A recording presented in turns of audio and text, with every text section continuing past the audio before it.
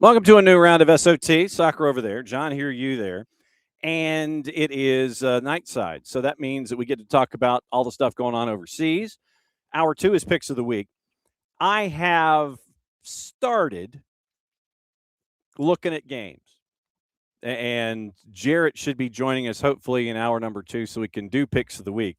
Because if he doesn't, you know what that means? That means that all 8 games are mine. I can pick whatever I want, and everybody else is just going to have to deal with it.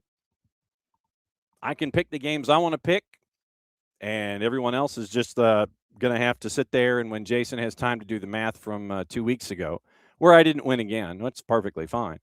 Uh, you know, so it's going to be up to Jason to formulate the math, but I get to pick the games. If I've got one, two, I've got like 4.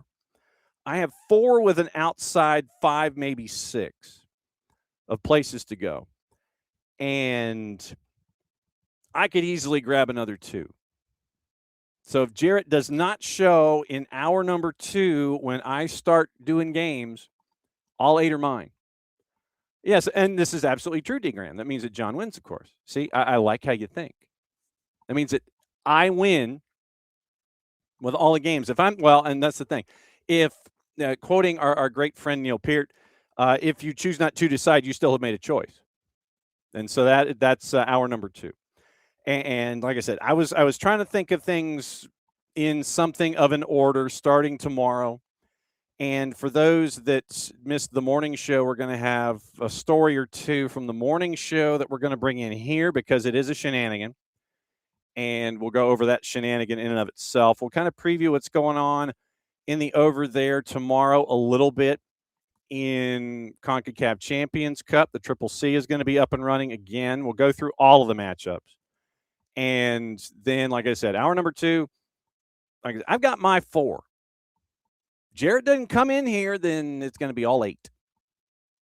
And I know everybody, I can just sense, I can sense the eye rolls from Maddie and Sophia and Nick and Jason and Jarrett if I get to pick all 8 games. The randomness shall be random, and we will learn together in hour number 2. So hour number 1, I'm going to kind of put it on the table. And yes, I have reached a 20-stream watch streak. I would hope so, considering that I'm one of the hosts of the network. So we'll go over what happened in England. We'll go over what is going on in both men's and women's soccer. Right now in the Big 55, I've got Liga MX Femenil going on. You do have the beginnings of Sudamericana Libertadores. That we've got to look at that. I was looking at some nice Primera B action in South America before we came on live. By the way, full disclosure, literally, and I will explain this tonight, and then when we have the sound bites tomorrow, I'll explain why they're sound bites. Trying to grab James Donaldson from the U17s. Right now, they're getting ready in the group stage, and we'll get into this too. U17s, once again, and we got into this with Bart this morning, where if you win your group, you head to the World Cup. 8 groups. You win your group, you head to the World Cup in Qatar in November. And depending on where your group is to where your matchups are. So you have in Group A, just to give you an idea about the geography. Group A, you're in Port of Spain at Hazley Crawford Stadium in Trinidad and Tobago. So Trinidad and Tobago has Group A. Group B is in Panama City, Panama, at Estadio Ramon Fernandez in Panama City. Group C is at the Estadio Cementos Progreso, like the front of the Cruz Azul jersey. Cementos Progreso, their stadium in Guatemala City. And so Guatemala has the home field advantage in Group C. Group D is at the Costa Rican Federation Fields. The Costa Rican Federation Fields in Alajuela. And this is one of those groups that has definitely had its moments. And you look at the numbers that are being posted, and what you get into in this is that you know that there are gulfs. You know that there are gulfs in the level of how do I phrase this? The level of the day to day, the level of investment and attention and quality of the talent pool and all those kinds of things. So um, this is the group where that shows. And no, it is not a compliance training or anything like that. So let me see if I can, just to give you the idea. In this group in particular, when you're looking at the British Virgin Islands, there is a gulf. And obviously you cannot learn, you can't have, you cannot progress if you don't have tournaments like this.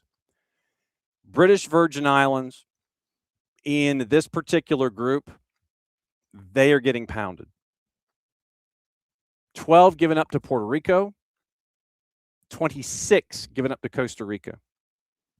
And then you had, in this group, it is the British Virgin Islands, it is Puerto Rico, it is Costa Rica, and the other team that is in this group, if I could get my initials squared away, it is not Trinity Christian. It is not Top Hat. It's not TAC Youth. It is, come on now.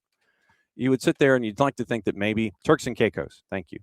So it is Turks and Caicos, it is Costa Rica, it is British Virgin Islands, and it is Puerto Rico, and they are in Costa Rica at the Federation Fields. That is Group D. And yet British Virgin Islands, they have been porous. Then in Group E, which is the group that we're paying attention to at the United States, it's in Kingstown in St. Vincent and the Grenadines. And it is, you've got Dominican Republic scoring 10, and you have the U.S. scoring 10, you have scoring 8, and then the Dominican Republic scoring 5, and that leads us to 1 o'clock local time tomorrow at the Arnesvale Sporting Complex in Kingstown, USA, Dominican Republic, to determine the group and the automatic berth to the U17 World Cup. That's Group E. Guatemala City, Guatemala is Group F. Belize, El Salvador, Cuba, Curacao, and obviously you've got this one to look at too, Group G. Once again, this one is also in Costa Rica at Federation Field number 1 in Alajuela. Canada, Cayman Islands, Aruba, Jamaica, and that's a tough one for Canada. And Group H is in San Pedro Sula, where it's Honduras, Guyana, and Bermuda. You have Group A has 5 teams, Group H has 3, and all the others have 4. I can't explain it, but so those are your hometown advantages or your centralized locations.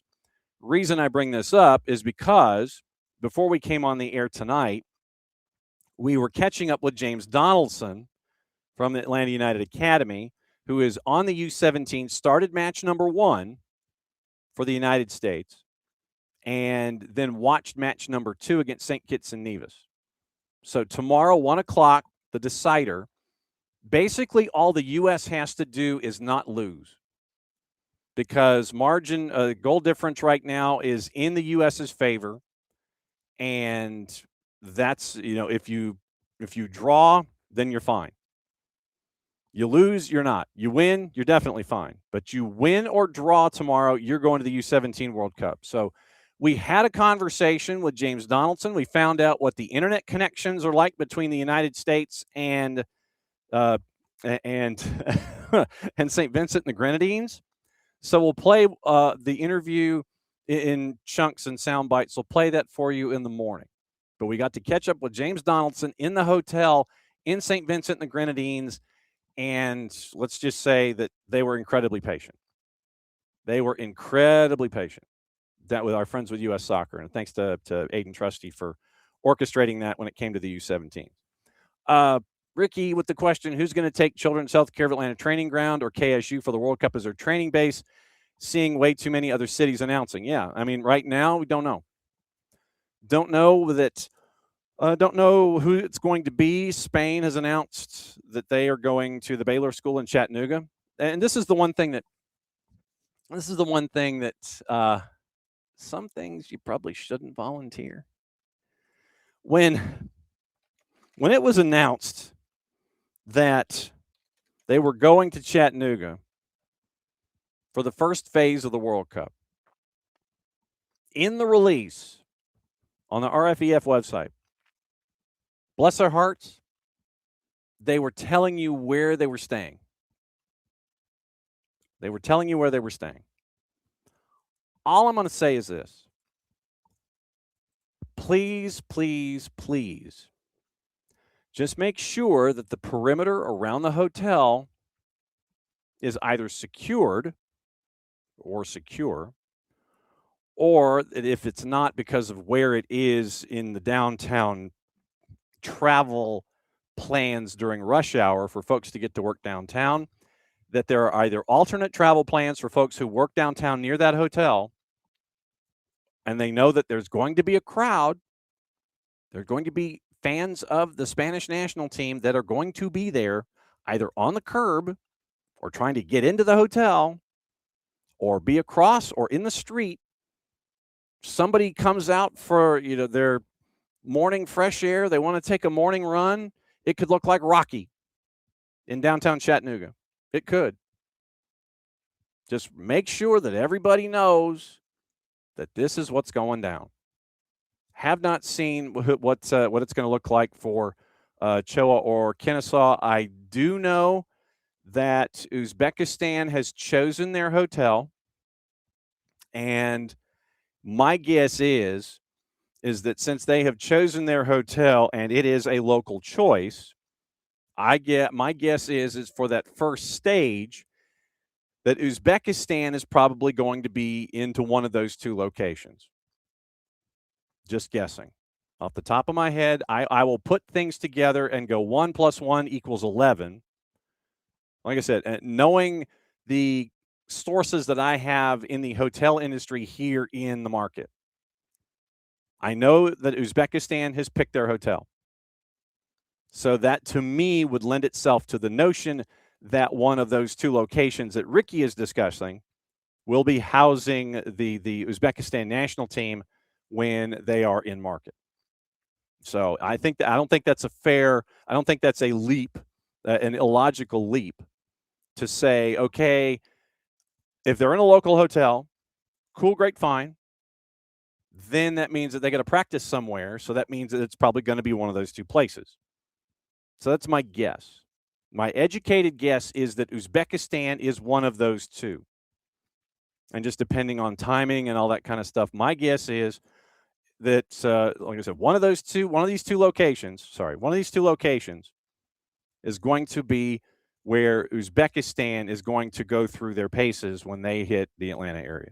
So pictures are up with the bulldozers and the front loaders and everything pulling up the artificial surface from inside Atlanta Stadium as they get ready for that. And that's it's getting real, people. I mean, it got real a year ago. It got real at the first of the year. It's getting real when we get to reach out to all of the markets that we're touching base with to find out where they are with their infrastructure. And we caught up with Toronto and Vancouver and Kansas City and all of these other places where we're trying to kind of have everybody compare notes as we're getting under 125 days and we're getting close to 100. I mean, literally by the early part of March, we're at 100 days for the world to come to this here hemisphere and chase after the cup in 2026. But Ricky, to answer your question with a long answer, my guess is one of those locations is going to be Uzbekistan. So, but no, I haven't seen any kind of announcement or any kind of allusion to anything one way or the other. Haven't seen it. So, but like I said, that's just my educated guess onto all of that. But we'll go over what happened in Europe on the weekend. Morning, Ricky. Morning, D. Graham, by the way. And we'll go over what happened in England. We'll go over what's going to be happening in CONCACAF Champions Cup. We'll get into that. If you missed our conversation that we had with John Arnold, then go back and you can listen to it. You set your notifications with everything here at SDH. And then when we have a new segment post or the show post that individual is in to discuss things, then you can go ahead and log on and you can get all the answers that you're hunting for when it comes to all of the guests and things. But yeah, John Arnold was great last week. And those segments should be up and running. And keep an ear out on the YouTubes because we're pulling segments from his interview and from the Greg Garza interview, and those will be on YouTube coming up shortly. Plus, quick sound. It's Greg is going to be on IG Stories. Then it's going to be Nico on James Rodriguez and John Arnold on the Triple C. Those are going to be on YouTube coming up in short order. So keep an eye out for that and set your notifications for all those things as we go. Let's see. So let's get into Europe. I do have the title of the show this week. When a forfeit, basically keeps you from being relegated. Them's the shenanigans, and we'll end up hour number 1 with that before we get into picks of the week in hour number 2. So the title of the show is a shenanigan. We'll get into that tail end of hour number 1. So tomorrow on the show, just to give you an idea, on the morning show, it's going to be we're going to hear from James Donaldson from a hotel room in St. Vincent and the Grenadines.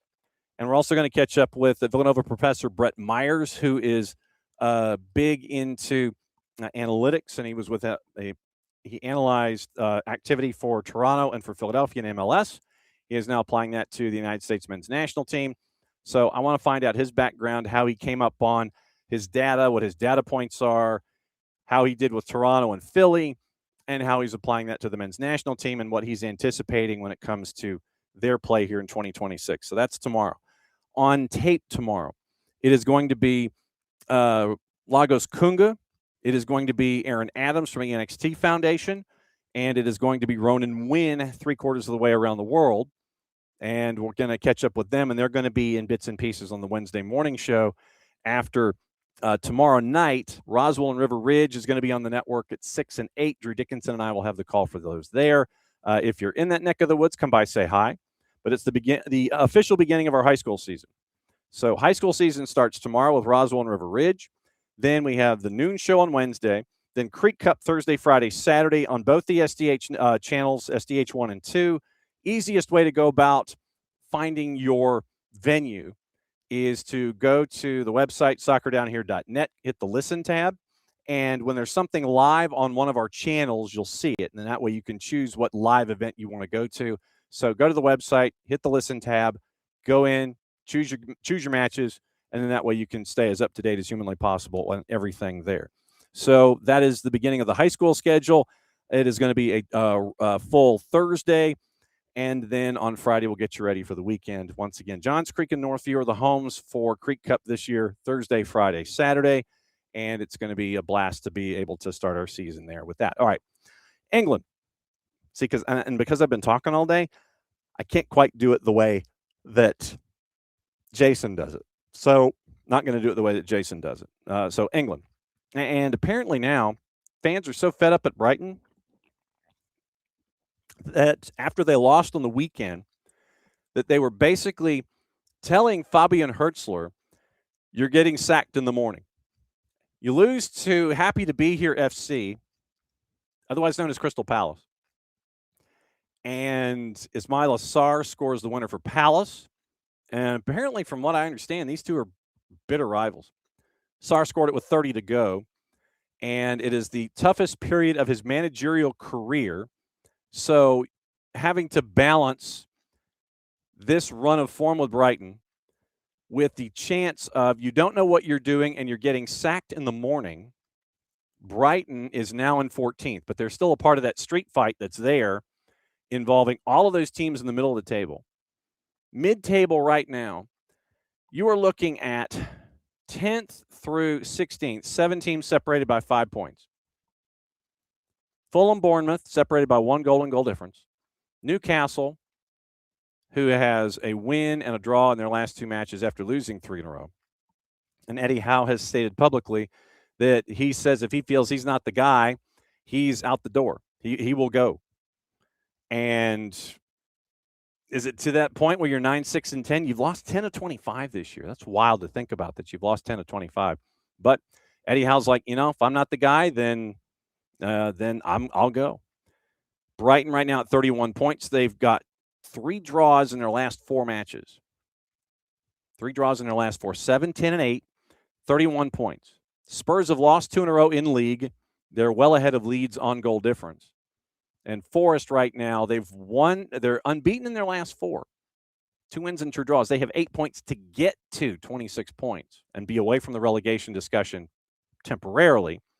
West Ham won 3 of 4 before losing last time out. And right now they are in the relegation zone, 3 points from safety. Burnley is 11 points from safety. They've drawn their last 3. And Wolves have won 1 out of 25. Whew, that's just not good. All right, my interest is peaked.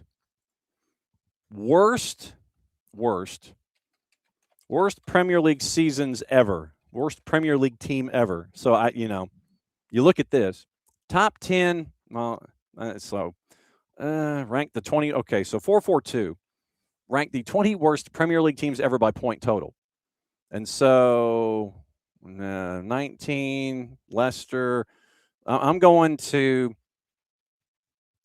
go top 5 because I think that's where we're heading here. So at 10 is Watford. 9 is Watford. 8 is Sheffield United. 7 is Norwich with Dean Smith. Norwich again, 19, 20, and then 21, 22. So basically, Norwich, 19, 20 season, 21 points. They go down for 2021. They come back up. They only get 22 points and have an even worse goal difference and go back down again. The quintessential yo-yo club. All right, 5. Sunderland, 0203. 19 points, 3 permanent managers. Goal difference of minus 44. 21 league goals all year. Kevin Phillips had 6. They won just before festive fixtures. Didn't win again until August 23rd. So literally, they win December 15th in 02. They don't win again until August. That was when they were in the second tier. 15 league defeats in a row, Premier League record. Villa, number 4, 15, 16, 17 points. Tim Sherwood had a great escape. Then that didn't go. Lasted till October. Lost Christian Benteke and Fabian Delph in the window. Despite Rudy Gestede and Jack Grealish. They won to start the year. Lost 6 in a row. Remy Gard had 2 wins. Then you had an 11-game losing streak. Then you had David Wagner and Huddersfield. 16 points, a goal difference of minus 54. And then it was Wolves that gave Huddersfield 6 of their 16 points in that season. 5 points after Christmas. And remember, this was a group that with David Wagner, they were promoted, then they won the promotion playoff, and then they were in the Premier League and got pounded. First top flight season, and they only scored 22 goals all year. And then they were relegated. So that gets you to number 2. Sunderland, 15 points in 05-06. 15-game losing streak in 02-03. They came back in 05-06. Extended it even further, losing their first 5. So they technically lost 20 in a row in the Premier League. Mick McCarthy brought in a couple of players. Sunderland was in the relegation zone. They only got once escape during the rest of the year. 15 points behind 19th place West Brom. They won 3 matches all year. 3 matches won, 15 points in 38 games. So that's 3 wins, 6 draws. So that's 9 and 29 losses. 15 points all year for Sunderland. Worst ever. Derby County, 07-08. 11 points. and a goal difference of minus 69. Nice. So Billy Davies takes over, and he said that he could build a promotion-challenging side within 3 years. And so he got 10 new arrivals, 9 more in January, drew in their first one, lost 4 in a row. Then you win over Newcastle, lose 6-0 to Liverpool, 5-0 to Arsenal. Derby's only win of the year was that 1-0 win over Newcastle. And so Billy Davies replaced by Paul Jewell, and 1 win all season for Derby County. So 1 win, 8 draws, 29 losses. 129 or 1-8 and 29 or 129 and 8. Right now, 11 points, Derby County. So where is Wolves in all of this? Wolves right now, once again, bottom of the blanking table. And they only have that. So they've got the 1 win taken care of. They've got the 1 win taken care of. The rest, they still have 3 points to get to Derby. I mean, they still have 13 matches to get there. But you end up with, right now, you got the 1 win, and you have 13 matches to match Derby County. So if you got 1 more win, 4 more points, then you're not the worst team of all time, points-wise. 11 points is your target. 1, 5, and 19 right now. 1, 9, and 29 was what Derby was in the year that they were the worst. So that's what you're chasing when it comes to Wolves right now. Yeesh. That's just not good, kids. Not good. And then you're looking at Wolves being that yo-yo team that we keep thinking about. So are they going to be that yo-yo team? I want to know. Are they going to continue chasing after Sam Surridge? I want to know. Might be after this season, unless they come up with an offer that Nashville can't refuse. Considering that Jonathan Perez was just signed today, this was the end of the transfer window for Liga MX teams. And so Jonathan Perez, I think that's officially official. Hang on just a second. Let me see if the Jonathan Perez, if I could spell Jonathan quickly, Jonathan Perez move to Nashville is what it could be. Is it officially official? Is it official? Let's see. Confirmed. Okay, so this is once again confirmed yesterday, but not like by the clubs. Cesar Luis Merlo confirmed yesterday that it was avanzado, trato hecho. And so Jonathan Perez, supposed to be the new reinforcement for Chivas, arriving on a permanent with a 4-year deal. So Nashville, and they signed Jason Palacios to an extended contract. That came out today as well. So that's a piece of news from them. So pinning it, Christian Espinosa, final stretch in Florida, locking it down. Jason Palacios extended through 27-28 with an option for 29-30. Warren Madrigal, and I'm going backward. It's not officially official. Hasn't been announced yet. Hasn't been announced.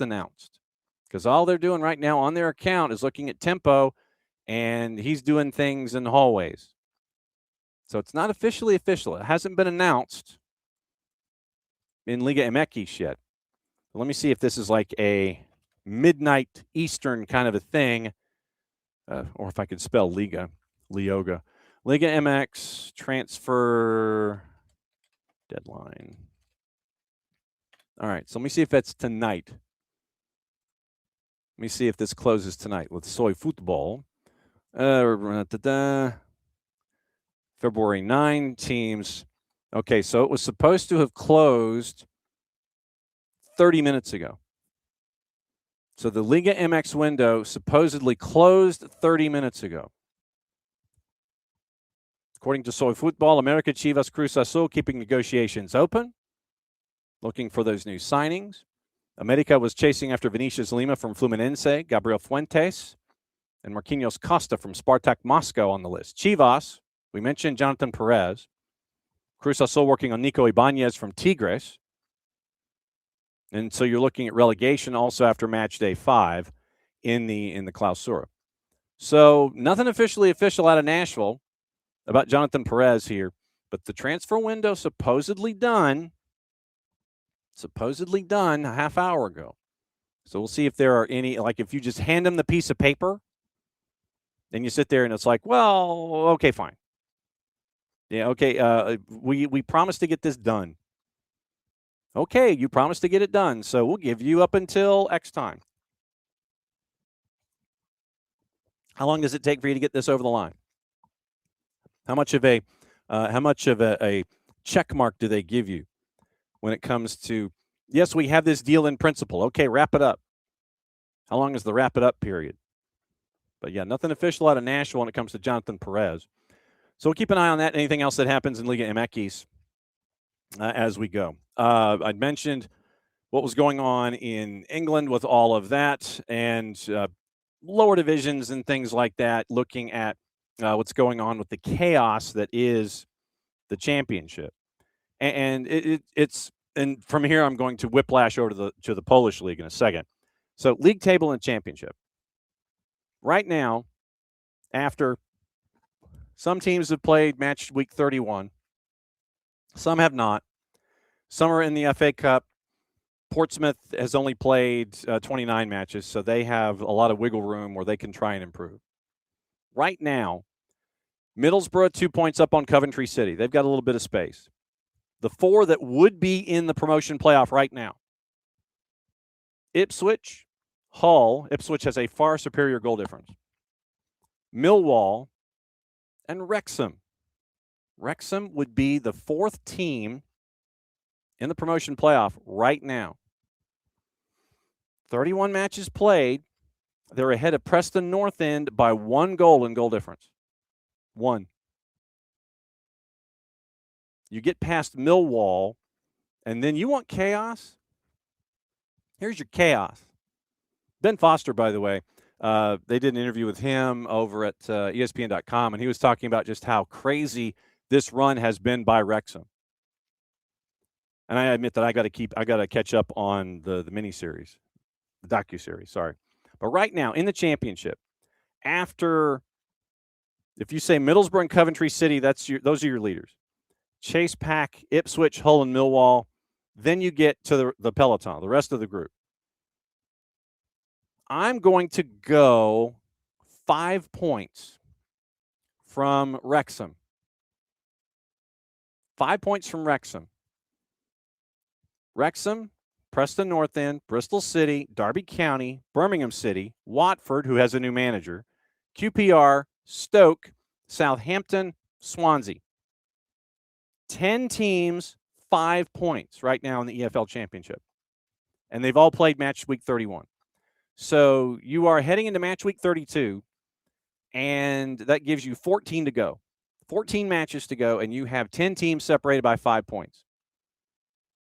You have a crappy week, you're fighting to stave off being dragged into the relegation fight. You have a good week, you're chasing Wrexham.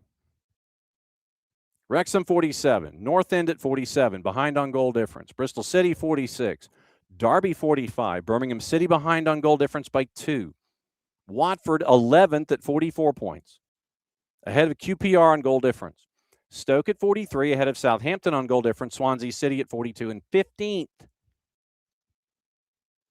This is why we always talk about things that and when you're in the EFL Championship, you've got to get it done. You've got to get it done early. You've got to get out to a hot start. In all the leagues in the English pyramid, jump out to that hot start as you're trying to get promoted. And there's a team that I have to look at quickly here and see if there is any change. If I could spell the word Norwich, and it's Josh Sargent. Dating back to the 22nd. Is it his last game with Norwich? According to all the sources, back to late January.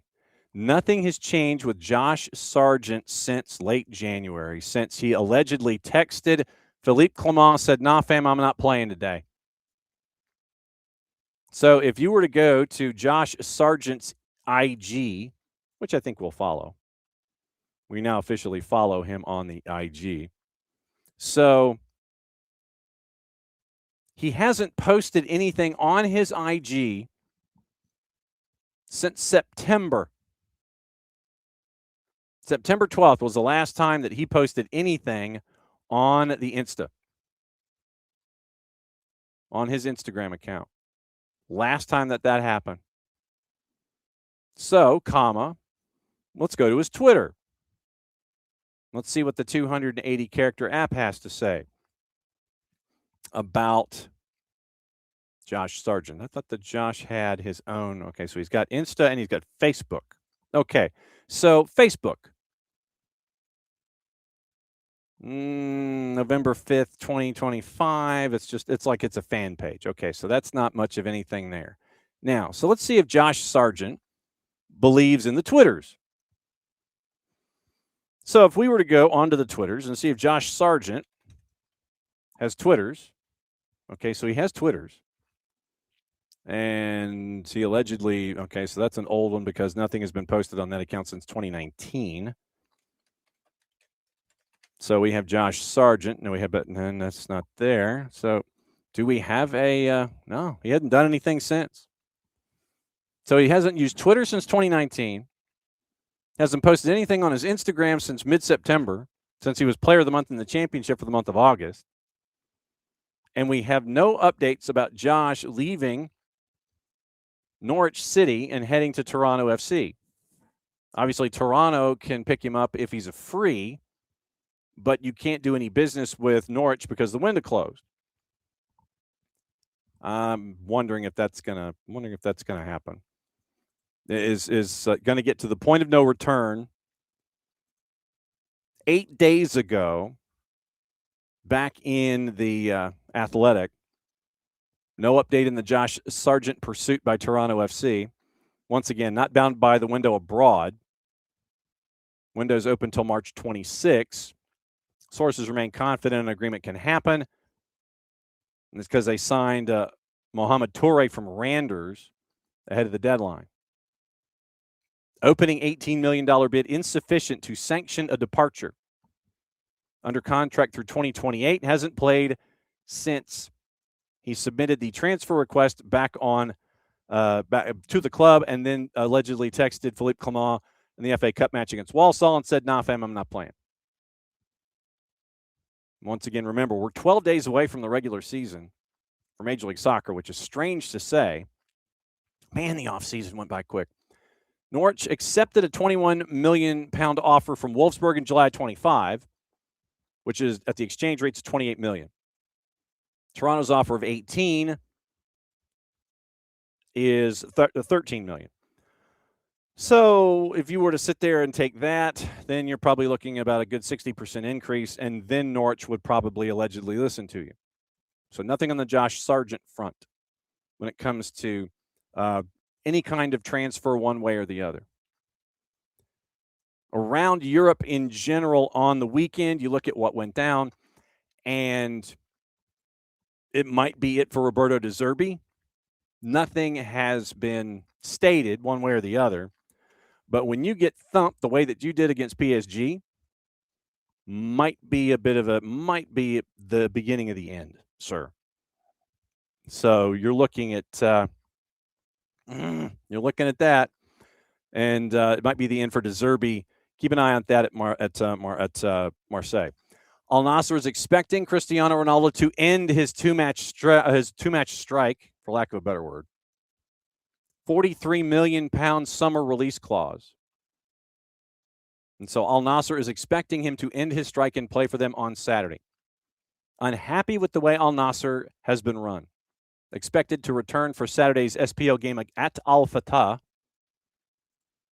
And just for, I just want to see, hang on, okay, so if we go to Saudi Arabia and we look at the juice boxes for the league that we neither condone, endorse, nor promote.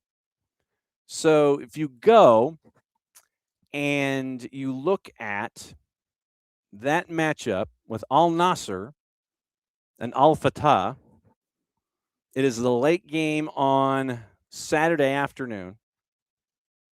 No, this is not part of Picks of the Week, although I am tempted. Al Nasser a minus 333 on the road at Al Fatah, and they are a plus 600 in the composite. So you look at standings, Al Nasser and Al Fatah. Al Nasser is second. And Al Fatah is 10th. 6, 6, and 8, 24 points. They've drawn their last 3. Al Nasser, by the way, they're 1 point out of the lead. It's basically 4 teams right now. Al Hilal, who has not lost this year. They've won 15 out of the 20 league matches they played. They have not lost. They are 1 point ahead of Al Nasser. Al Nasser's at 49. Far superior goal difference with those two than everybody else. Al Ahly is 2 points back of them at 47 points. And they've lost only once. Al Qadsi is at 44, and then you have everybody else. So there is a sense of optimism that for a match that you better damn well win on the weekend, Cristiano Ronaldo will be coming back to keep the beat for you. So we'll see what happens. Do you get the kind of deal? Do you find someone that, much like in the Karim Benzema deal, Benzema's like, I don't want to be here anymore, and they deal you sideways? And see what happens there. Does that happen? Is that impacting anything? And because I don't follow the league, and I'll be the first to say it, I didn't realize where Al Nasser was in the standings. Did not realize it. Then you look and you're a point out of first. Okay. Now I see where you're going. Okay. Now I get it. So that was, when I saw that, it was like, oh, okay. So you're not happy how the thing is, so you really just want to win the league and be well ahead of everybody else instead of in the fight that you're in. But yes, it is apparent that the sit down, or it's not really a sit down strike, but just the strike that Cristiano Ronaldo was on, and it's going to be over, and it's going up against a team that they probably should just whip up on, as we say here in this part of the world. Serie A, just to kind of take the tour of things, you end up with VAR. And so we got into VAR this morning with Bart and with what was going on in the Premier League. So you end up with in the Manchester City match, you end up with the decision that was made, and it was the right decision, about the goal not being allowed. And then we walked through the third goal, and then the red on Szoboszlai, and the idea of a foul on Erling Haaland. So walking the play back, as we do to understand the rules, VAR has to go back and they work their way through their issues and the problems and figure out what the right call is. There were folks in the British media who are basically tired of VAR.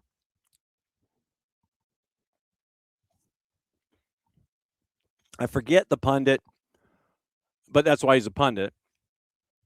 And it was, I'm done with VAR. And then you could just sense as he's smashing his keyboard trying to come up with this op-ed, VAR doesn't need to be here anymore. Rawr, it's one of those kind of columns. And you're going, okay, so you really don't get it. You just want to go back to like the 70s and thick leather balls and floppy collars and thick wool sweaters for jerseys and the whole thing. You don't want VAR because you're mad about how it's instituted, even if it got the call right. In one of two universes, you could do the call one of two ways. Either don't call the foul and let the ball go in the net, 3-1, or you call what was called Dogso on Szoboszlai, red, and you go from there and disallow the goal. You can go one of two ways.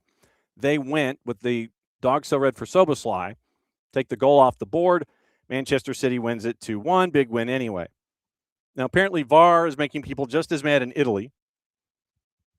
Daniele De Rossi, so apparently he's not happy with things now. Genoa loses to Napoli on Saturday 3-2. Quote, I don't know what to say anymore. Football we played no longer exists. Well, yeah, because you have instituted VAR, sir. We were naive, but it seems I don't know anything. I don't know what sport I am coaching. Yeah, and D. Graham, what people done with VAR didn't see Arsenal's women versus Man City.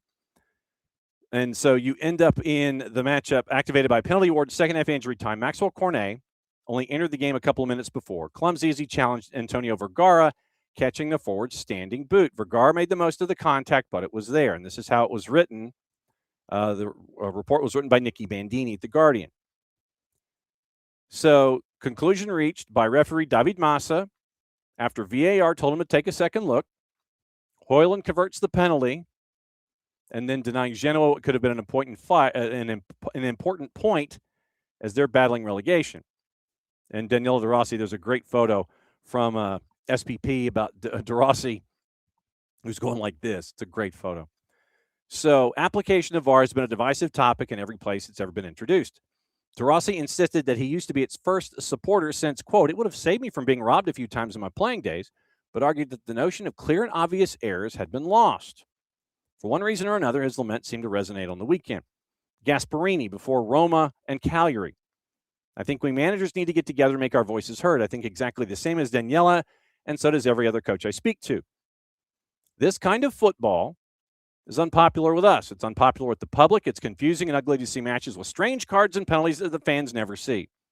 With obvious simulations, everyone on the bench jumping in the air, provoking the referee, maybe we managers need to do something useful. Spalletti on Sunday. 2-2 draw with Juve and Lazio. Bianconeri had a pair of goals disallowed for offside. First when the game was goalless. Then you had a penalty appeal. Mario Gila was late with a challenge on Juan Cabal. Seemed to get lost in the review of Thuram's positioning for Koopmeiner's strike into the bottom corner. Spalletti almost moved the topic on about contact into one about consent.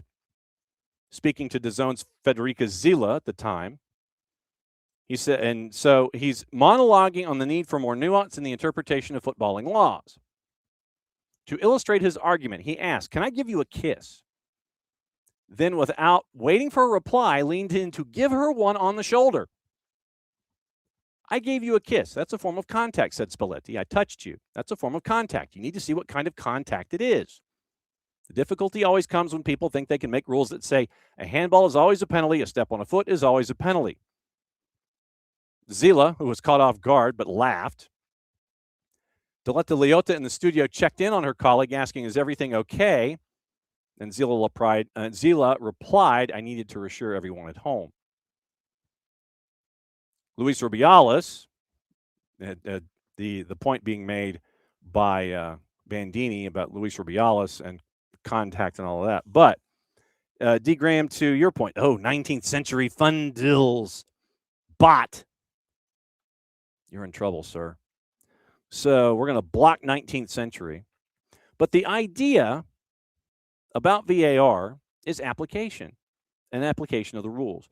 What we have been trying to maintain this entire time when we have been discussing it is what you don't want to do is re-navigate the game. You don't want to re-referee it. And you also, and the notation about handball to me is that we know what a handball is. So I'm not all that set up on the idea of handball, not a handball. We know what a handball is, but you have to look at it in context. And I think that gets lost sometimes. The rules themselves are to be, are to be administered. But VAR, our biggest point about VAR is the notion of, all right, so is it clear and obvious? Clear and obvious, A, with however many angles that you have. Are you implementing the rules of the game as they are written? And I know that we get into the discussion about handball and, where it is. And, if the hands are, at your sides, it's a natural position. Not having seen the video of the handball that was called in the Serie A match, was it natural position? Was it out here? Is it like this? Is it, are you performing a natural act with the body? Or are you trying to make yourself larger? Are you trying to sit there and close up a position? You're trying to close up ranks so you make sure that the holes aren't there? You've got to look at each one of these as its own situation. But the biggest thing is, one, clear and obvious. Two, VAR is not there to re-referee. And for the British pundit who called for the end of VAR period just because he seems to be tired of it and going backward and looking at the foul, this particular pundit, and you can find the article if you subscribe to this particular periodical, but looking for a foul on Erling Haaland, which was missing the point of going backward. And so all of this review, he was fed up with that particular element of it. Really shouldn't have been looked at in the first place. But he made a blanket assessment on looking at the Haaland handball as a part of the going backward to the beginning of phase of play. And you got to go past that. As we said this morning, you're looking at the first element in it, and it was Szoboszlai pulling Haaland. Yes, Haaland did return the favor, but it was not a simultaneous act. So I think the larger point in all of these is the idea that you can't have refs who are VAR re-refereeing the game. It is here, take a look at this. You have refs sometimes, it's rare, who will stick by their own call that they had on the field. They'll look at it and they'll go, nope, we had that in the Premier League a couple of weeks ago. Referee was like, no, I'm good. Wasn't necessarily, I don't think, the right call at the time, but the ref was confident enough in his call to sit there and go, nope, I'm good. I appreciate you giving me this, but I'm good. So I think that all of the harumphing that is going on involving VAR is that. It's harumphing. And legitimately, you've got to have folks in those positions who are there to do that job, not that job, and center ref on the field. Comfortable enough in their own skin with what's going on around them to just do that job upstairs and not re-referee what's going on downstairs, which happens, I think, entirely too much. And anyone that's calling for the end of VAR, that ship sailed a long time ago. That is not what is going to be happening in the future with VAR. It's not going anywhere. And yeah, if you want it to, then you're probably looking at the wrong things. You're looking at the wrong things, I fear, when it comes to VAR in the present day. If you have an issue with VAR, if there is an individual or if there is a moment that irks you in some manner, way, shape, or form, it's the rule. If VAR is doing its job correctly, then it is looking at the rules within the context of the play without re-refereeing the play. And that's what you've got to stare at here. But for those referees that want to overstep and try to re-referee what happened downstairs, I think that should be the larger frustration than sitting there and talking about all the other elements that are bad that you might feel attached to. Amount of time. See, and for me, I would set a limit of, say, 2 to 2.5 minutes. 2 to 2.5 minutes when you're looking at it, because then at that point, I think that what you're doing is you're looking for something at that point. And that's the disappointing part of it all, when you're trying to sit there and re-referee everything. If you can't see it from the camera angles that you have, and in some venues it's different than others, just because of technological advancements, wiring, positioning, all that kind of stuff. If you can't find it early, you're probably not going to find it. Instead of sitting there and turning it into the magic loogie from Seinfeld, to where you're looking at it and you're going down and to the right, shuttling it, frame by frame. And if the angle's not there, still trying to find it with another frame. Do I have another look? No, these are the looks you have. Okay, let me see this one. Let me see this one. It's not there. No, but let me look a little closer. No. I would go time limit. Give me 2 to 2.5 minutes. Because you're talking, there are some that were 4. Remember what happened in St. Louis with Atlanta and all caps, where it was 7.5? You can't have that.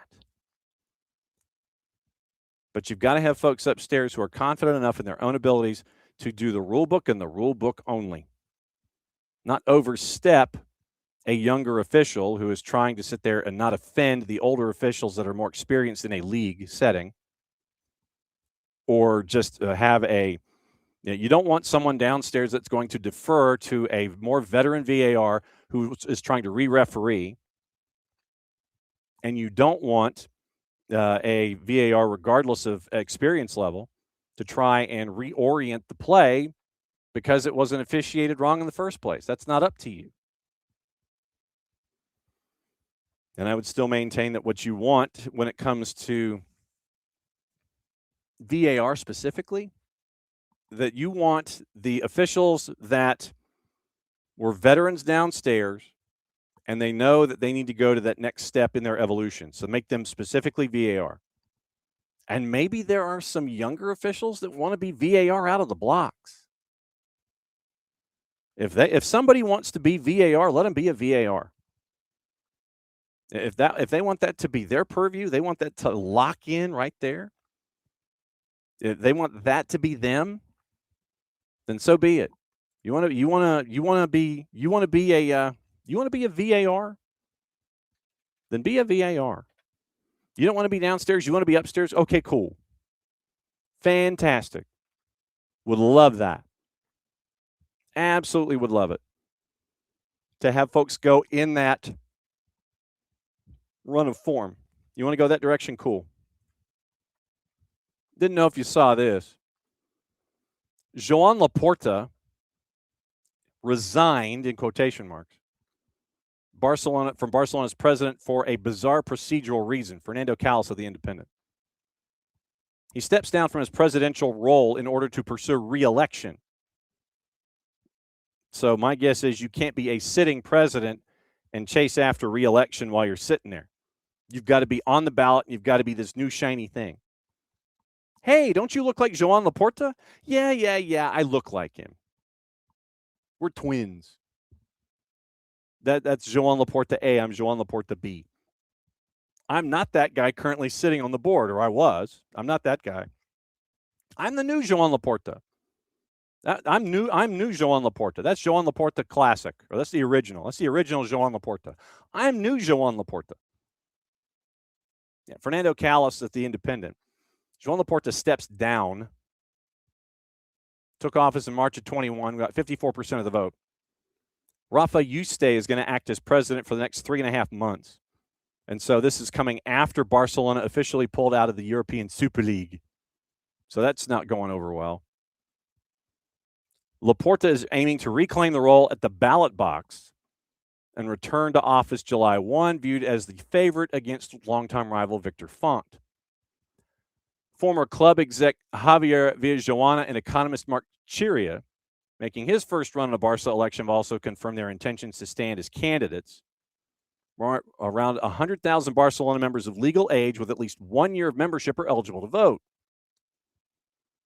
Barcelona confirmed the election will again be held multiple venues designed to increase the turnout. Polling stations located at the club's facilities, Girona, Tarragona, and Lleida, in Andorra la Vella.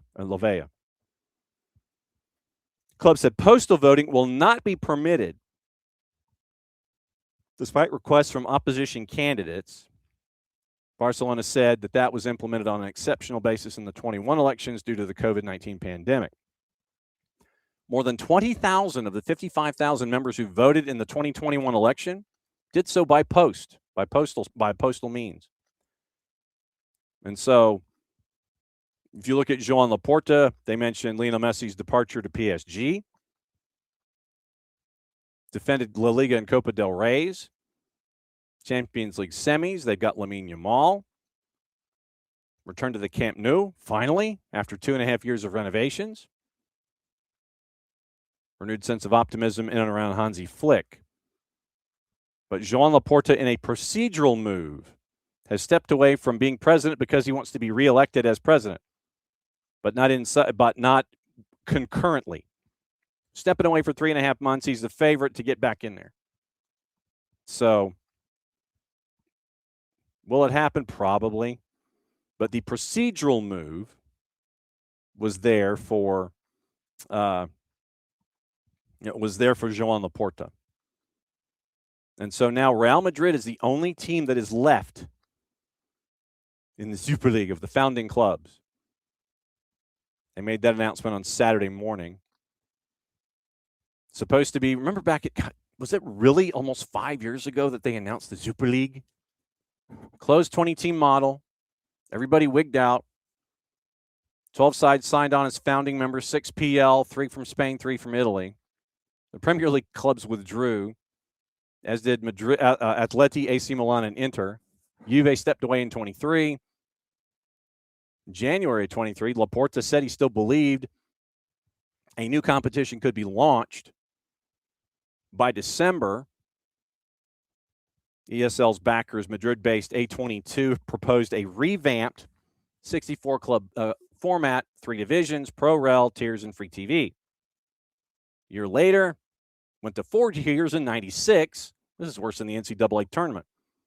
Now it's the Unify League at that point. Qualify through their domestic leagues, Star, Gold, Blue, and Union divisions. 16 clubs in the top 2, 32 in the lower 2. November of last year, A22 formally requested UEFA's pre-approval for the Unify League within 8 weeks, designed to rival champions Europa and Conference rather than domestic competitions. And so following the downfall of that proposal, UEFA updated its regs regarding new competitions. So Real Madrid's the only one left in the Super League. The only one left. Before we get into picks of the week, I've been trying to filibuster as best I can. So it's looking like it's going to be all 8 for me. And I did see the note from the Discord to Jarrett about the tiebreaker. We'll take the tiebreaker. We'll agree to that.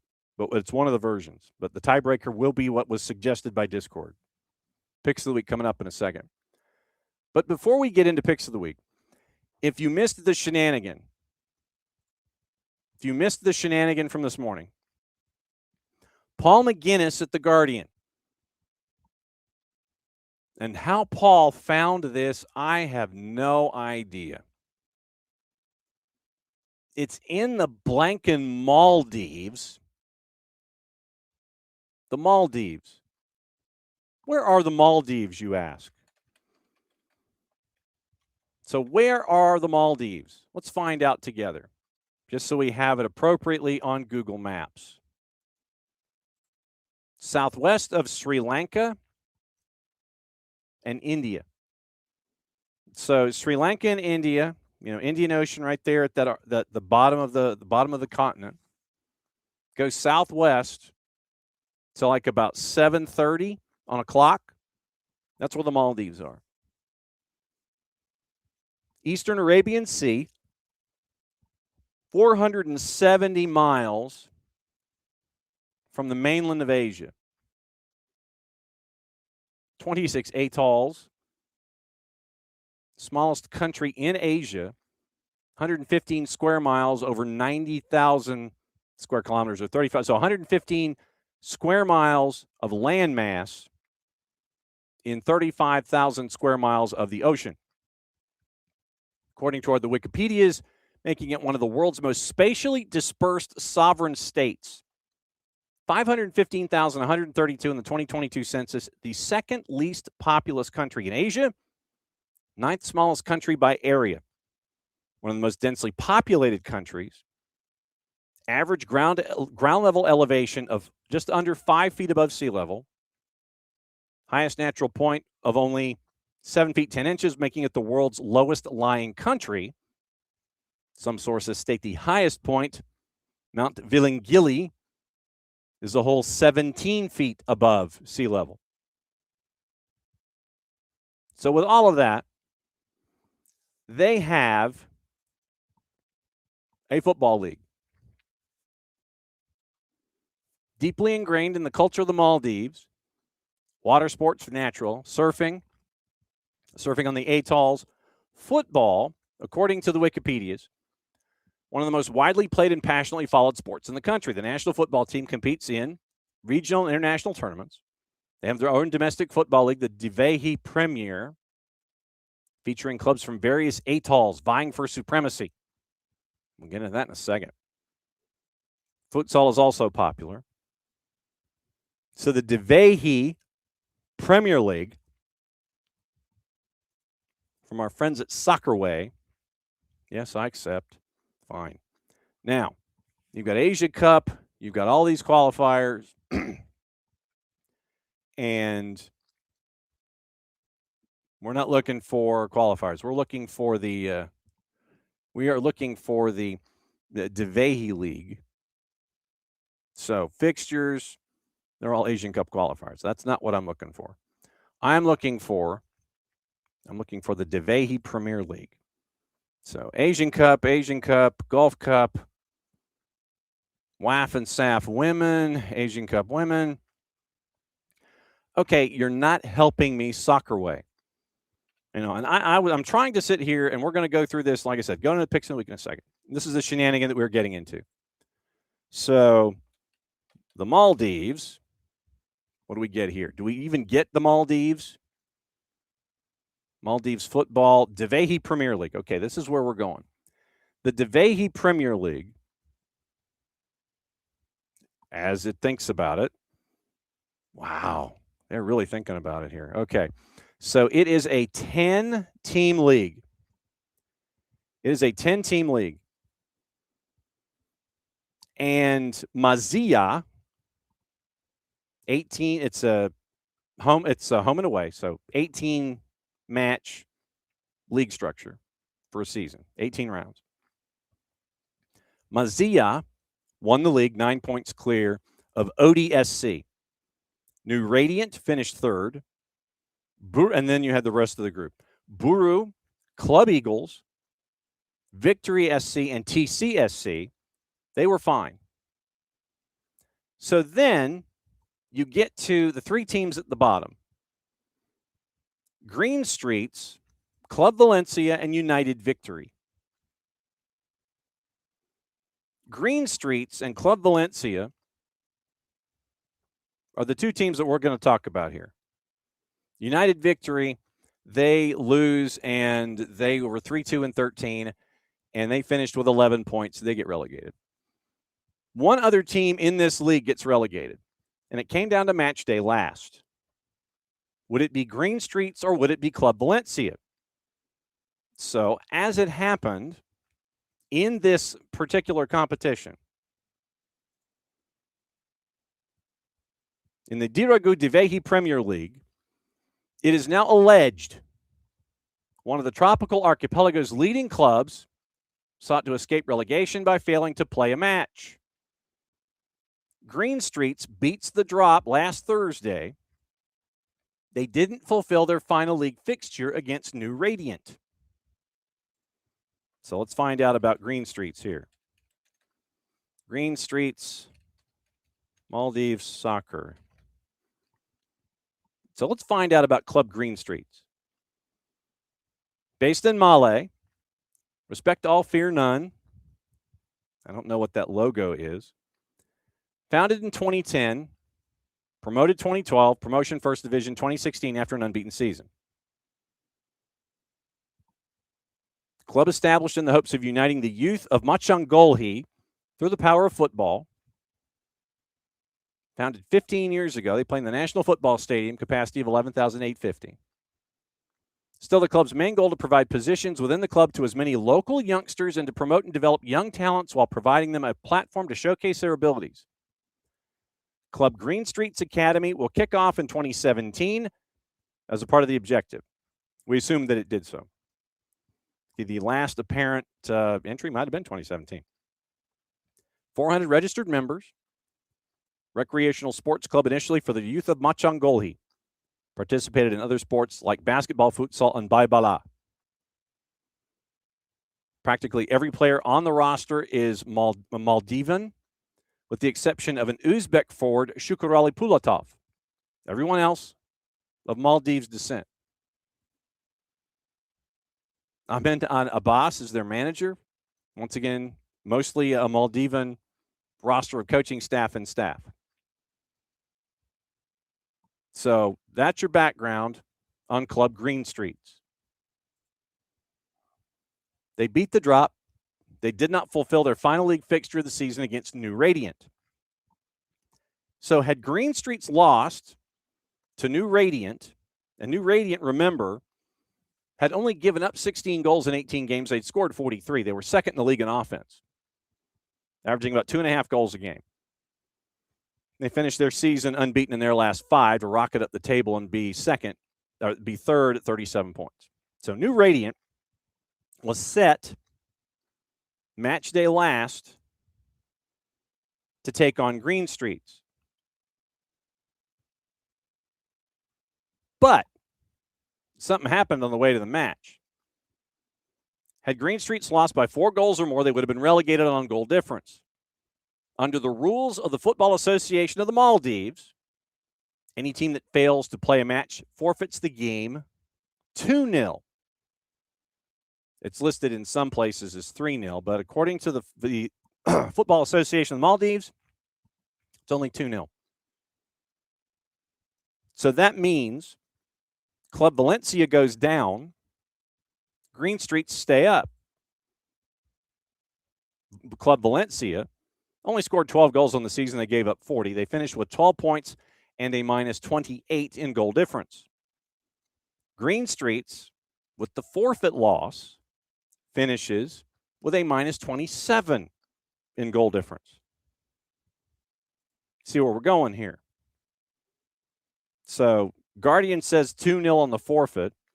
SofaScore says 3, but the bottom line is it's 1 goal difference.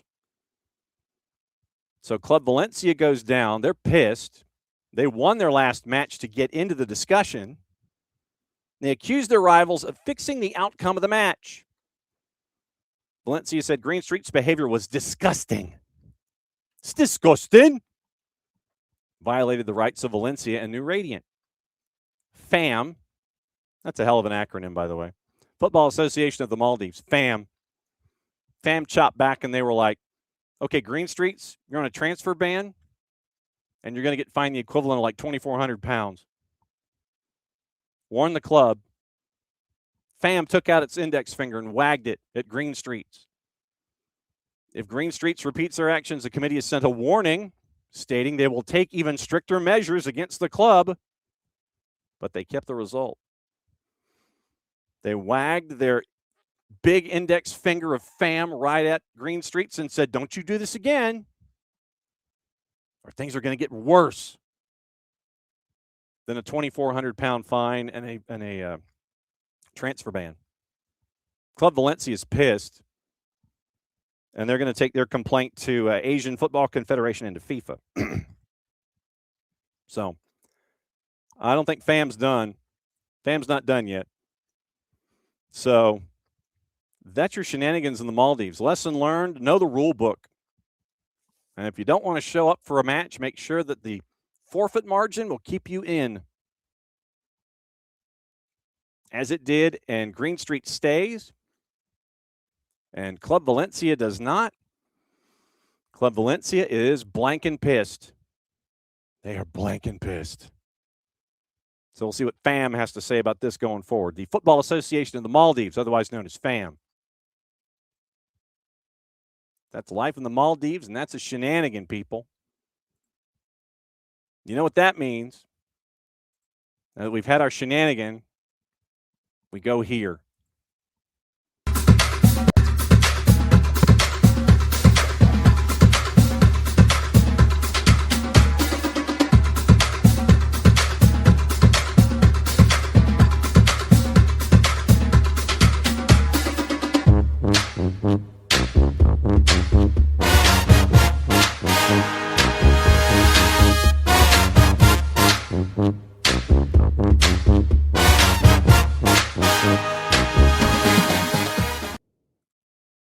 I love that horn section.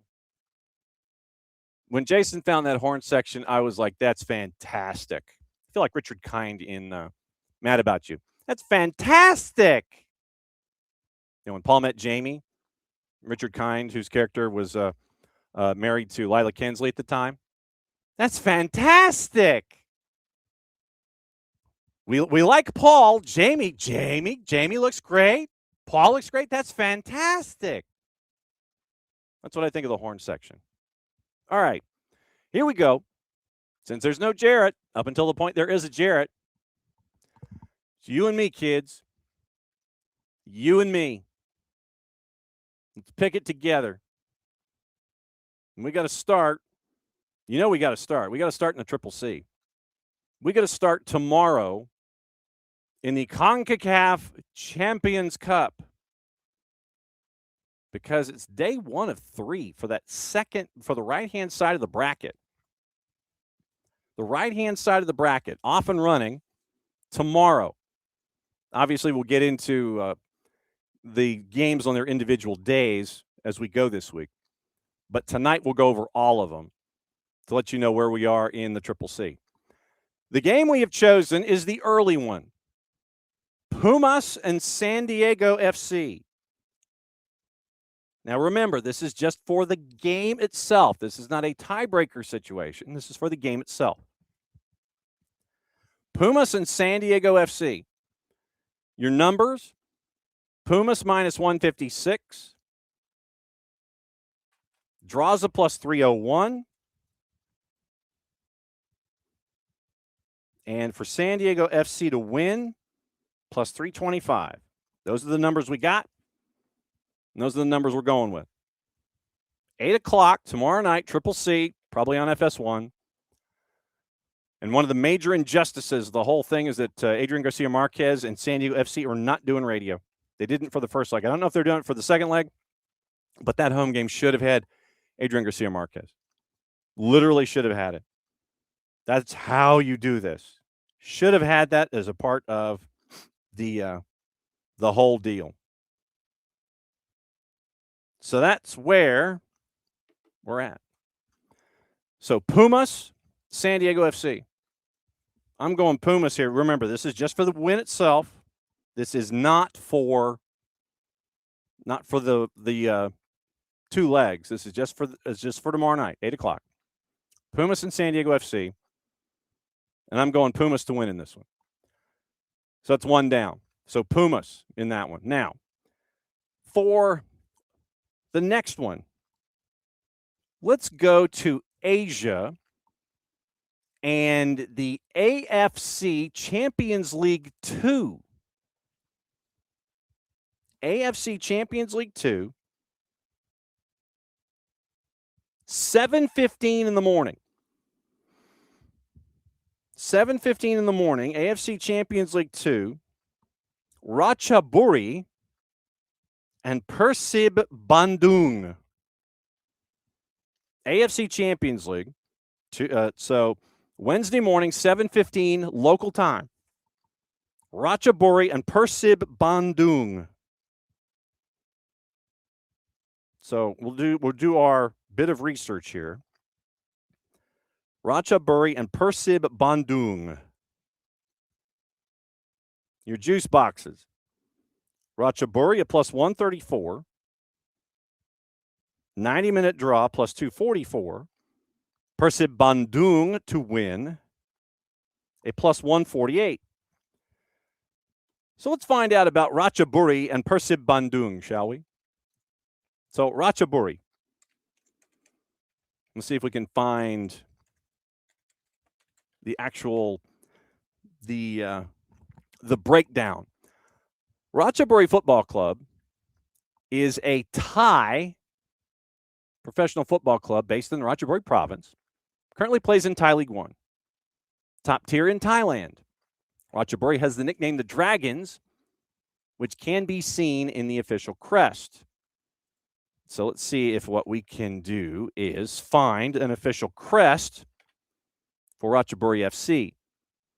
So let's see if we can find, okay, so here is, let's see. So let me see if I can find images here because you want to show the dragon. And you can kind of see the dragon, but it's kind of, how do we phrase? It's kind of, it's kind of hidden in there. So, no, I don't want to see images of them practicing. I don't want to do that. So, Ratchaburi, we need Ratchaburi. Okay, so here we go. And we have Let's see if we can find them here. I need the logos themselves. Okay, now this is kind of cool. This is the image itself, and this is from our friends at Shutterstock. So here is, no, I don't want 10% off on my birthday. All right, so now here is Ratchaburi's logo.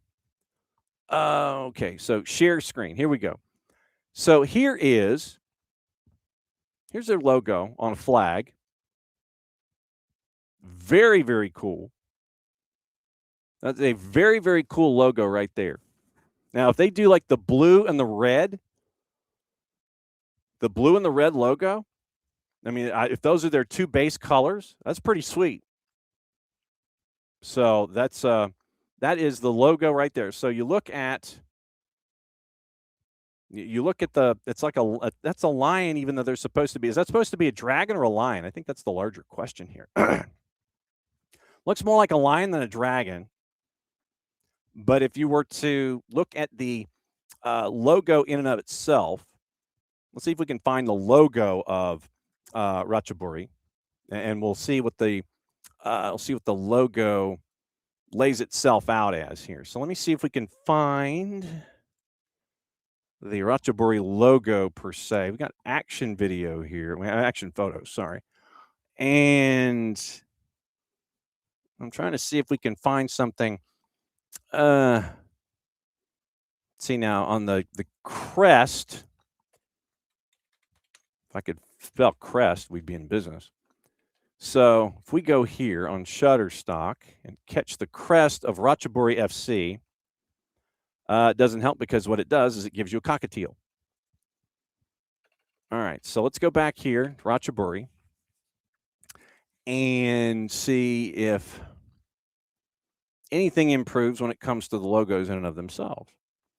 So got a lot of action shots here. Stadiums and action shots, and things like that. Okay, so I think we're stuck with the flag for the Ratchaburi FC.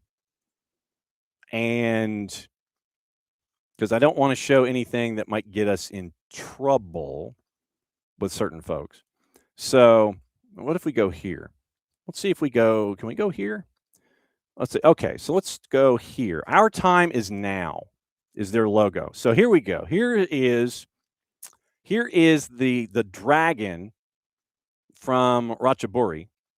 So let's see if we can share this one and not get into any trouble. Share screen. Here we go. Okay, so we go here.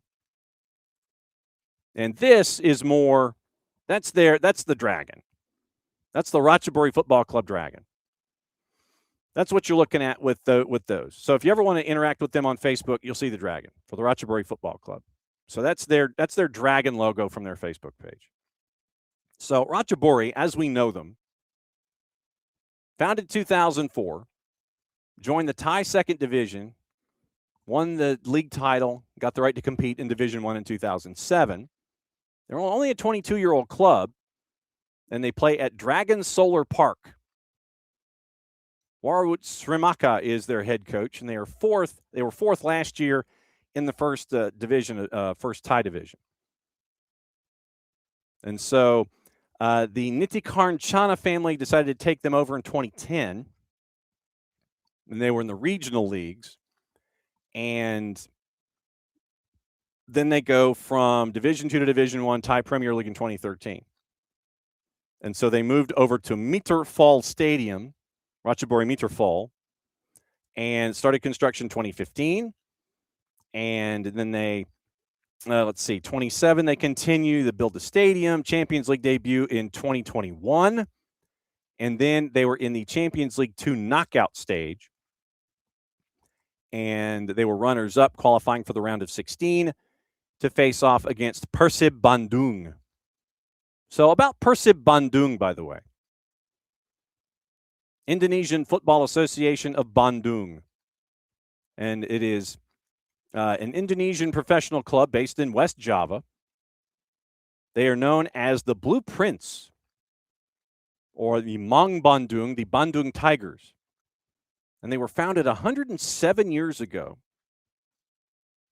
as Bandung Inlandsche Voetbalbond, with the Dutch influence that was in Indonesia at the time. Goes back to January 5th of 1919, in accordance with the findings of research by historians announced in 2023. So it goes back to a fusion of a couple of local clubs, succeeded by another group, all merging together to form Persib in 1933. They won the Dutch Indies football tournament in 1937, and they won 3 more before Indonesia's independence in 1945. Reformed in Bandung in 1948. In the 50s, they had 2 players appear for the Indonesian national football team. In the Perserikatan era, when Indonesian football clubs were amateur outfits funded by local governments, Persib won their second national title in 1961, competed in the Aga Khan Gold Cup. 86, they won the league, early professional leagues in 94, working their way up to 2014. Been very, very consistent. And they also returned to continental football by competing in the Champions League 2 in 24-25, exited in the group stage, defending their league title, and once again, they're in Champions League 2, topping the group stage of the ladder with 13 points, and thus we are now in the round of 16. And so that's where we pick up the story with Ratchaburi and Persib Bandung. So Ratchaburi plus 134, 90-minute draws a plus 244. Persib Bandung is a plus 148. We're going to go with a draw here. Shocking no one, I'm fairly certain.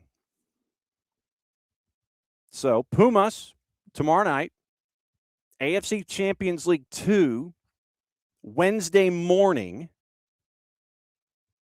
And so that's 2 matches down of the 8. And so once again, by going by the rules, once again, you have to have a handful of the games in the top flights and such. That gets us to our next matchup, and I'm sitting there looking at, do I want to go there? No, I don't want to go there.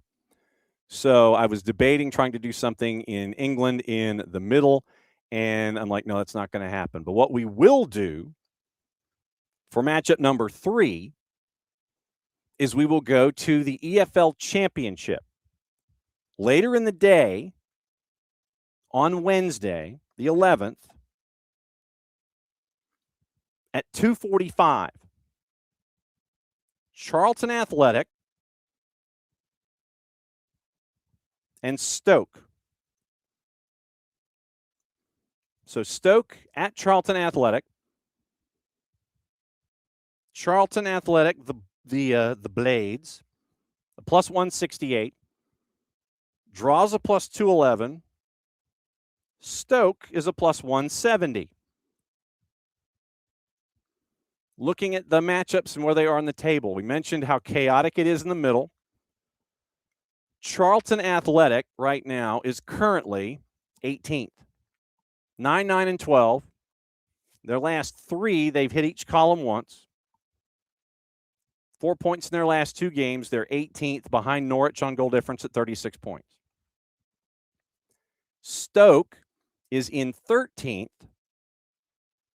at 12, 7, and 12. So they are 7 points better than Charlton Athletic. So Charlton Athletic, 36 points at home, slightest of slight favorites. Stoke going from Stoke-on-Trent and going to Charlton to take on the Addicks, Addicks. Stoke, slight underdog on the road, but they are 7 points higher in the table and 5 positions higher than Charlton Athletic. Stoke has alternated in their last 5. Draw, loss, draw, loss, draw. So what happens with them on the road? Charlton Athletic, once again, they've hit draw, win, loss in their last 3. 4 points in their last 2 matches. And Stoke, you can't figure out which ones of you're going to get with Stoke. So I'm going to go with Charlton Athletic here. I'm going to go Charlton Athletic at the plus 168. And so Charlton Athletic and Stoke is match number 3. So that gets us to match number 4. And we're halfway there. We are halfway there, folks. Oh, I think I've got to do this one. I think I have to. Okay. Yeah, we're going to do this one. All right. So now, on Thursday the 12th, 4th selection, we're going to Brazil. We're going to the Serie A in Brazil, and it is the 5:30 matchup. Fluminense hosting Botafogo. Fluminense and Botafogo is match number 4. Fluminense is a plus 112. Your 90-minute draw is a plus 214. Botafogo is a plus 264. And this might just be a vengeful pick on my part, but I'm just going Fluminense because I don't care. I saw this and I'm like, yeah, and it's still on the plus side, so you could get a couple of things done. So I'm just going Flu out of spite. So Fluminense Botafogo at 5:30 on Thursday afternoon. Fluminense Botafogo. I will go through the standings just so you can see what the standings are. Okay.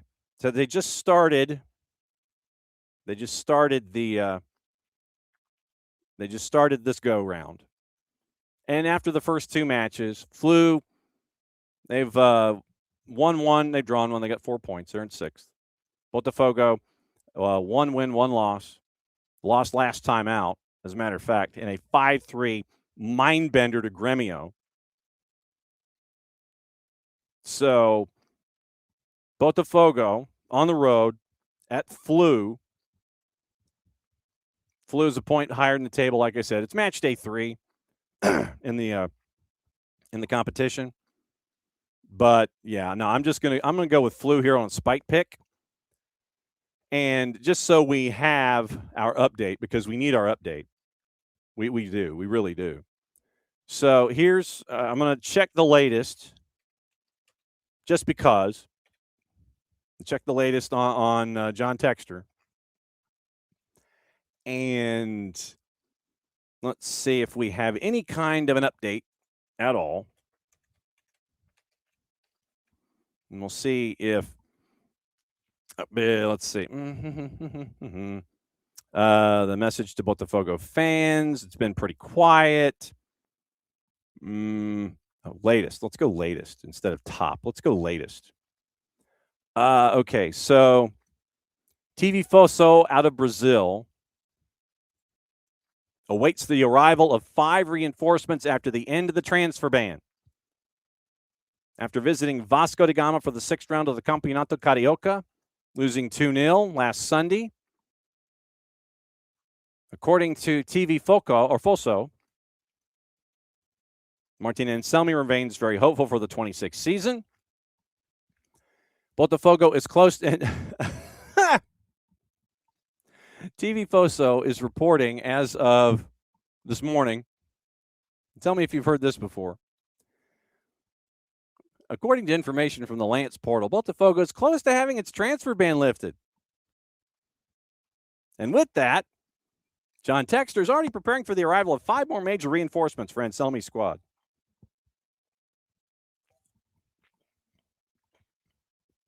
Reinforcements have already been signed, but they couldn't be registered because when a club has a transfer ban, in fact, it can't register new players until the debt's paid. With everything 100% resolved, John Texter is working behind the scenes to register the 5 new players. Riquelme, Italo defenders, Colombian left back Joan Hernandez, midfielder Wallace Davi, Uruguayan striker Luis Villalba. The expectation is that John Texter and his management will begin submitting the necessary paperwork for the respective players today, meaning Monday. Expectation is that they will be eligible to play in Gloriosa's next match against Fluminense. third round of the Brazilian Championship. In addition to registering with the Brazilian Football Confederation, they have until the 13th to register them with CONMEBOL. Remember, and this is so following defeat against Vasco, Anselmi spoke about the current state of the club, and he said he was in defense of the club. We're working together. We know we're not going through a good moment in institutional terms, but we are moving forward. So that comes from TV Foso. And let's see if there's any other update. Literally, it's like, well, with this being, it looks like it's being fixed. Gazeta Botafogo. It was former CEO Tyro Aruda who brought in Anselmi, since John Textor had a falling out with Hugo Cayuda. Hugo Cayuda is also Anselmi's agent. Anselmi could submit a resignation request if no reinforcements arrive. So, literally, that is where we are here. Looking at sourcing and stories from close to Botafogo, it's So there is you have the updates that apparently they're close to getting everything sorted out. They're close to getting everything sorted out. Allegedly, possibly, probably, perhaps, maybe. So it's from our friends at Gazeta Botafogo. Let's see if there's anything else that is being said one way or the other. But yeah, they are all under the impression that it's going to be determined soon. And the other part in this, for those that might not know, Botafogo had to redo their squad for that last match. The Federation for Football for Rio de Janeiro, we're not taking into account league table and Libertadores, and so they applied the regulations, and so the kids and professionals, the roster was not top flight, and so obviously that drew, because of the transfers that you have not been able to register. Excuse me, they had to play a lot of kids, and obviously it didn't go well. And so fans are upset. And so, yes, so John Texter, back on the 8. Transfer ban lifted, time to attack. But you haven't been able to register anybody yet, and so you had to play a lot of kids last time out, and it didn't go well. So that's kind of where we are with John Texter, Botafogo, and me picking a revenge game, Fluminense Botafogo. I don't think those players are going to get registered. I don't think they're going to get registered in time. So I'm going Fluminense as game number 4. So Fluminense and Botafogo. So let's recap the first 4 games. First 4 games, Pumas and San Diego FC in CONCACAF Champions Cup. AFC Champions League 2 is match number 2, Ratchaburi and Persib Bundung. Charlton Athletic and Stoke in the EFL Championship. And then Fluminense and Botafogo is match number 4. So that gets us into match number 5. And I do have another couple that I have picked out here. So, all right. So let's go with 5. Now let's go really off the beaten track. Let's see if we can find something in a place we've never been. Well, let's go to the Jarrett way of doing things, and see if we can find out. Let's see if we can find a matchup that is worthy of our picking. Let's really go and find a matchup that is worth our picking here. So won't be that one. Literally, it is going to. I'm going to try and find a country that we've never been to yet. And we haven't been to, and we haven't been able to call a match from for one reason or another. So if we go here, let's see. No, those matches have been played. And so literally, where are we going? So we go here. No, not enough games to choose from. There's a lot of Super Cups. When is this one? When is this one? When is this one? Is this one?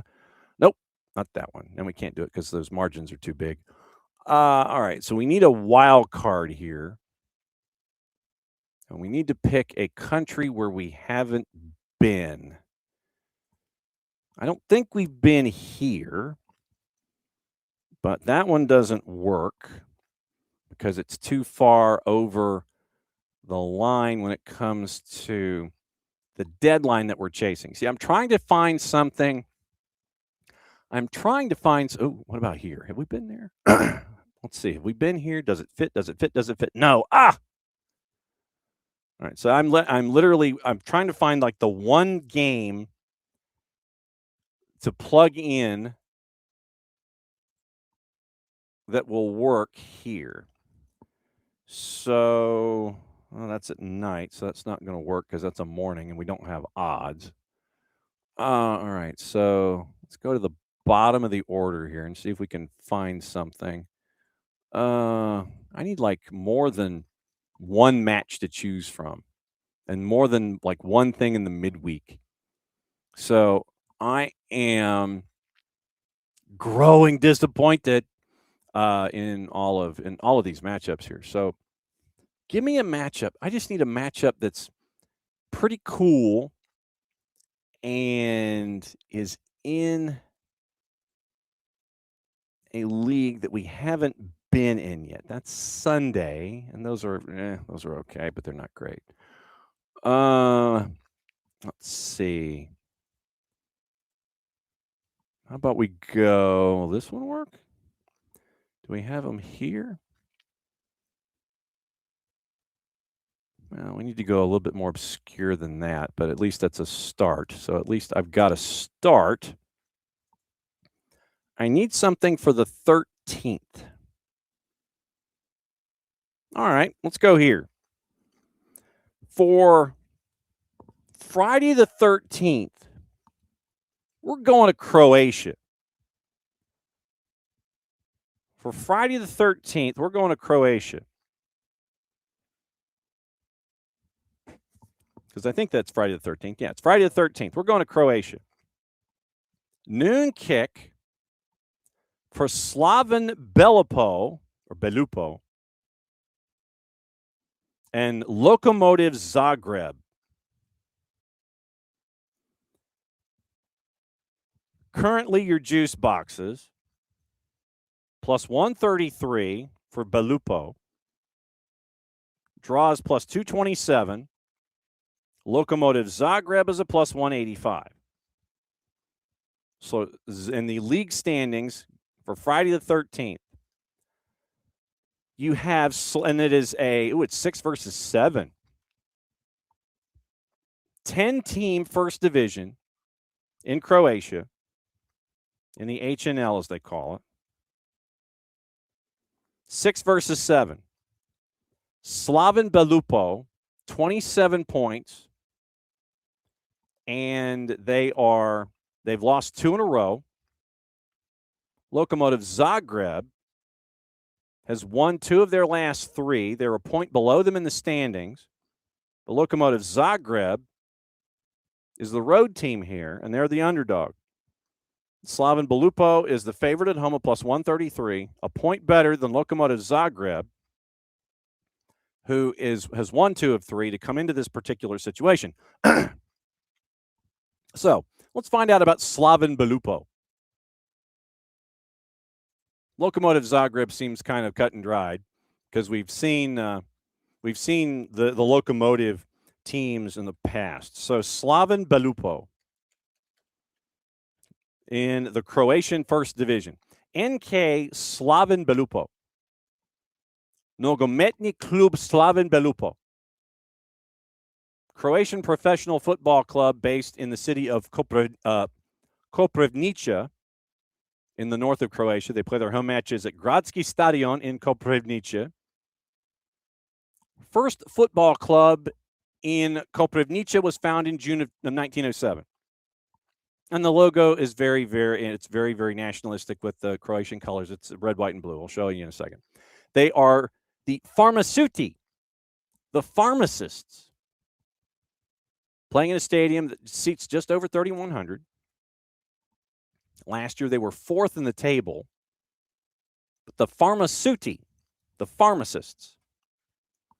So it looks like it's going to be the pharmacists going up against the engineers, but we'll hang on to that. So student team was formed in June of 1907. Dashki Nogometni Klub, which is Croatian for Students Football Club. Named Slaven first appeared when a sports club named SHK Slaven was founded by the members of the Friedrich family in the 20th of August, 1912, considered to be the foundation date of the present-day club. And they won the Croatian Championship in 1920, one of the Yugoslav regional championships. Slaven, subsequently renamed SHK Victoria, disbanded 6 years later. Subsequently, the city of Koprivnica was without a football club between 1926 and 1930. They were known as HSK Koprivnica, HSK Danica, and RNHSK Sloga before Slaven returned with the foundation of SD Slaven. 1953, club was known as SD Potravka before being renamed NK Slaven in 1958. This is like 7 or 8 different names, and we've only gotten to the late 50s. The name Slaven remains until today. Occasional changes to the name of the club's principal sponsors. The club was thus known as NK Slaven Bilokalnik, after which it was changed to the current name following a sponsorship agreement with the Koprivnica-based pharmaceutical company Belupo. Well, that would be why. So when you get the pharmacists come by, so it's like if Walgreens or CVS decided to decided to get the controlling interest in a club. They were the big sponsor for the club. And so you end up with Belupo tied to the name. First promotion to the first division, 1997, never relegated. Finished 5th, qualified for the Intertoto Cup in 2000. Reached the 3rd round before being eliminated by Sigma Olomouc. Reached the Croatian Cup final for the first time in 2007. Slaven Belupo, by the way, heads the all-time Intertoto Cup table, most successful team in the history of the tournament. Qualified for the UEFA Cup in 2008-09. Qualified for Europa League in 2012-2013 before losing to Athletic Bilbao on aggregate. And then they defeated Rijeka on aggregate in the Croatian Football Cup semis, reaching the final for the second time in their history in 2015-16. The squad is mainly Croatian. You do have a Moldovan midfielder. You have a Botswanan forward in Losika Ratchukudu. You have a couple of North Macedonians on the roster. You have Bosnia-Herzegovinian player Osman Hadzicic and a Kosovoan forward in Ernest Keshtai, but mostly a Croat roster. You have dual registration for 6 of the players, and they do have a handful of players out on loan, including Lucas Fernandes from Brazil. Head coach is Mario Gregurina, a Croat manager, former player, and so it is a full Croat personnel department. And so they have they played 34 times in the Intertoto Cup, won 17. So they won 50% of their matches in the Intertoto Cup in Toto. And UEFA Cup Europa League, they're 10-2-8. Last time they played it was in 2012-2013. So you have Slaven Belupo and Lokomotiv Zagreb. And so if we go to, let's just see Lokomotiv Zagreb. And so Lokomotiv Zagreb, we have the pharmacists taking on the Lokosi, who play in a 24,851 capacity stadium, Stadion Maksimir. They finished 8th in the Croat First Division last year. Lokomotiva Zagreb, or simply Lokomotiva, founded in 1914. So you have the pharmacists against Lokomotiv. Traditionally, in a matchup like this, you want to kind of trust you want to get out of the way of the oncoming train. But I am going to go in this one because of the current run of form. I'm going to go with Lokomotiv Zagreb here. I'm going to go with Lokomotiv Zagreb because Belupo have been struggling recently. Lost 2 in a row, even though they're going to be at home. And Lokomotiv Zagreb seems to be doing well right now. And this is 6 versus 7, first division in Croatia. Noon kick on Friday. So that is number 5. Number 6, we're going to go to the FA Cup. 10 o'clock in the morning on Saturday. And because of our conversation that we had earlier, we're going to go Norwich and West Brom in the FA Cup. Norwich right now plus 122. 90-minute draws a plus 245. West Brom and Eric Ramsey's a plus 196. Neither team is that good. Neither team is really that good. They're just not. Philippe Clement has had a rough year this year.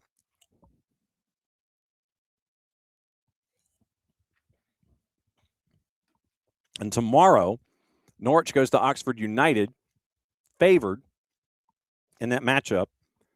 And then they have to turn around and play on the weekend. They play West Brom.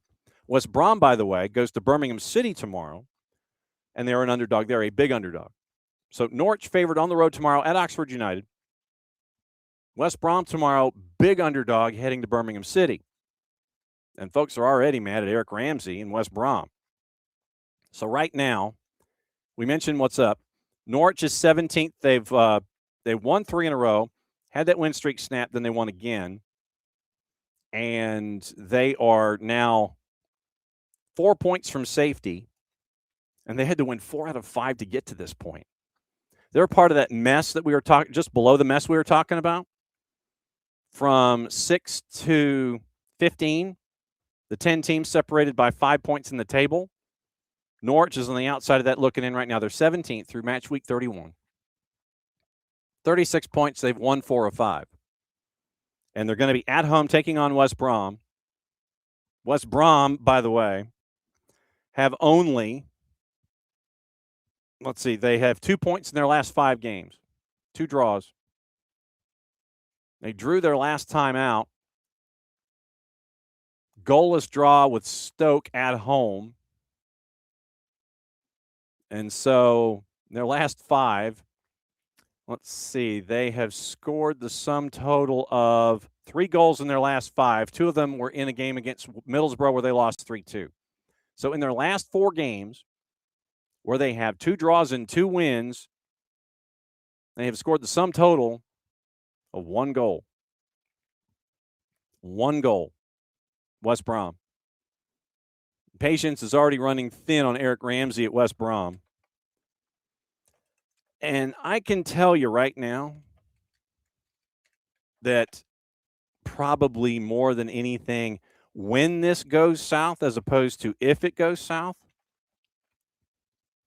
I can guarantee you the narratives that will come out of this. Look, 3 days ago, Eric Ramsey had his press conference. Ramsey said that they cannot be fixated on their position in the championship table. Baggies went into the matchup with Stoke in the relegation zone, failing to win any of Ramsey's 4 league matches in charge, losing 3. And so you end up with the draw. So in the 5 matches in charge, 3 of them are losses. And if you take that first one out, the shootout with Middlesbrough, you have scored 1 goal in your last 4 matches. 1. And right now you are a point away from the drop. And short of Sheffield Wednesday, you have the worst goal difference of the teams that are 33 points or 32 points. Remember, Leicester is now a part of that discussion because of the 6-point deduction because of violations of profit and sustainability rules. exceeding the amount that you're supposed to lose by 20 million pounds. West Brom, you can look at it one of two ways. West Brom has drawn 2 of their last 3, or they only have 2 points since Eric Ramsey took over. And they've only scored 1 goal short of that first match. One goal in their last 4, where they have 2 losses and 2 draws. So tall order for George Campbell and West Brom as they go to Norwich, and I'm going to say Norwich wins this one.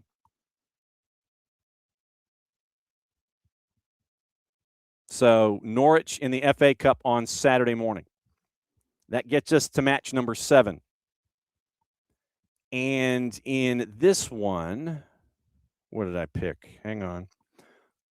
Where is it? Hang on. So I have 2 matches, and that one is at 2:15. Okay, so match number 7, we go to the chaos that is the Ekstraklasa. Poland on Saturday, and it deals with the team that was recently promoted, that was at the top of the table until just recently. And we go over the continuing saga of Wisła Płock. Now, Wisła Płock, for the longest time, was at the top of the table. They're taking on Wisła Łódź, Wisła Płock and Wisła Łódź, Saturday at 2:15.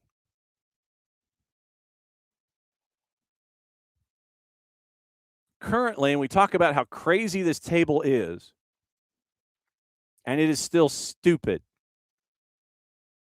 It is now 15 points top to bottom. You have 18 teams separated by 15 points.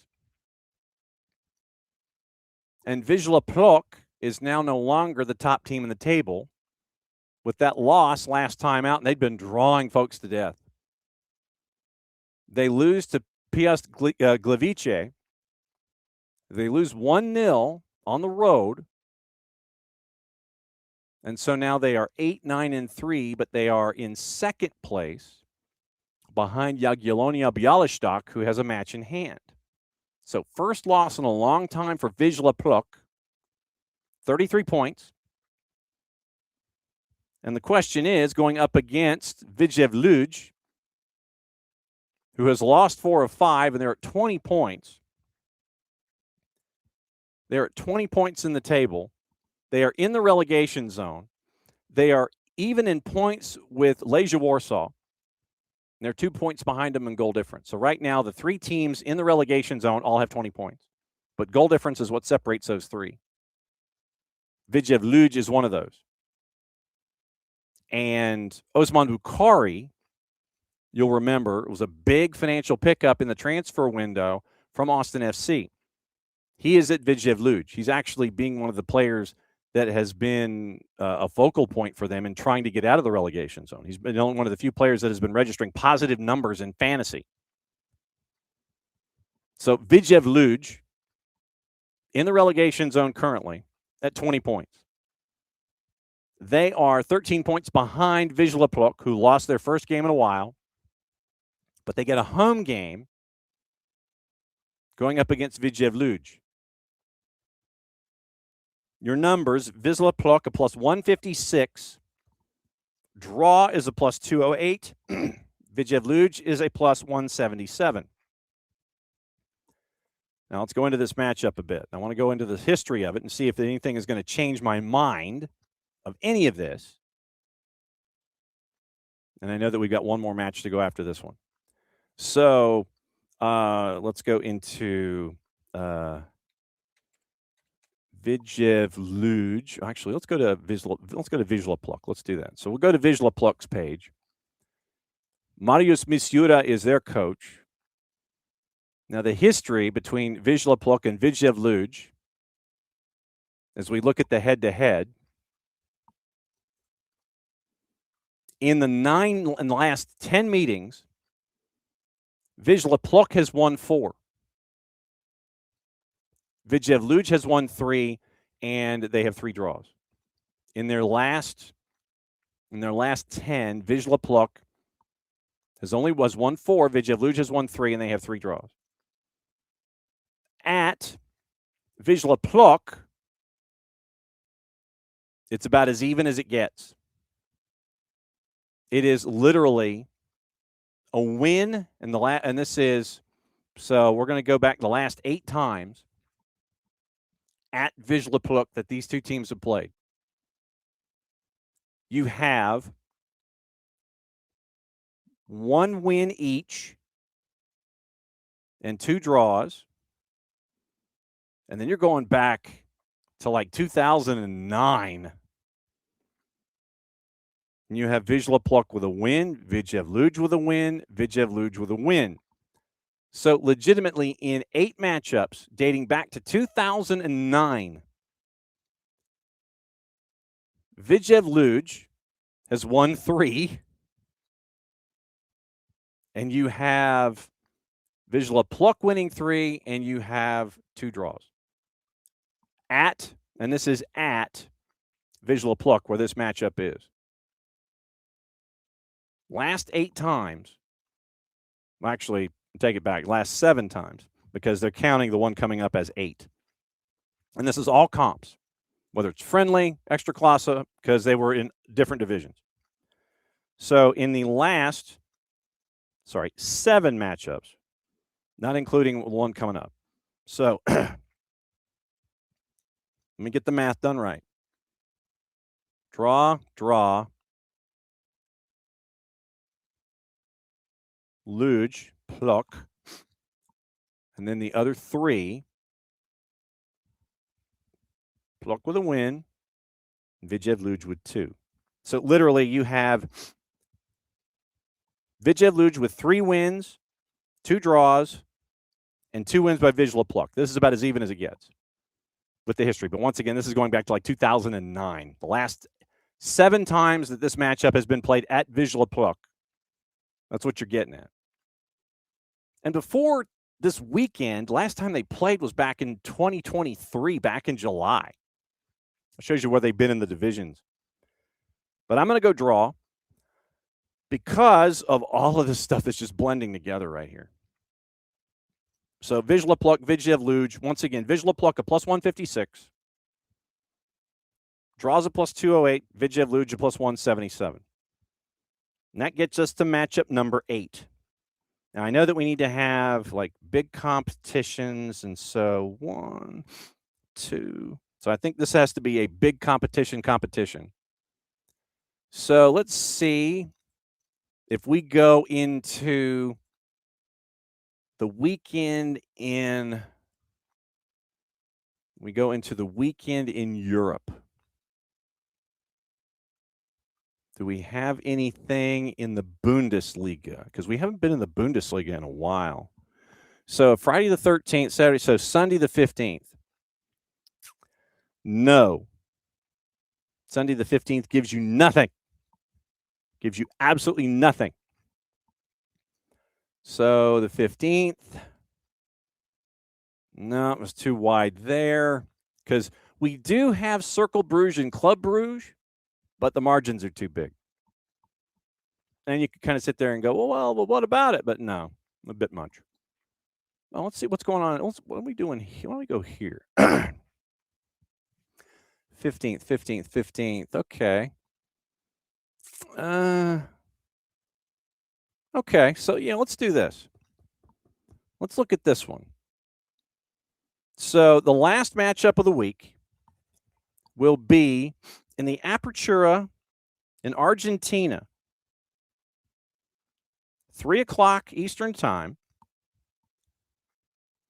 And it's going to be Gimnasia de la Plata and Estudiantes. So Gimnasia and Estudiantes on Sunday afternoon, 3:00. You can watch this one on Fanati's, fntz.co/soccer down here. And you can get all the matchups that you want. A lot of South America. You get all the BNs, which means you get Polish League. You get the French, you get Ligue 1. You get the club competition in Portugal, club competition in France. You get the African Champions League. You get the CAF Champions League, which is going on right now.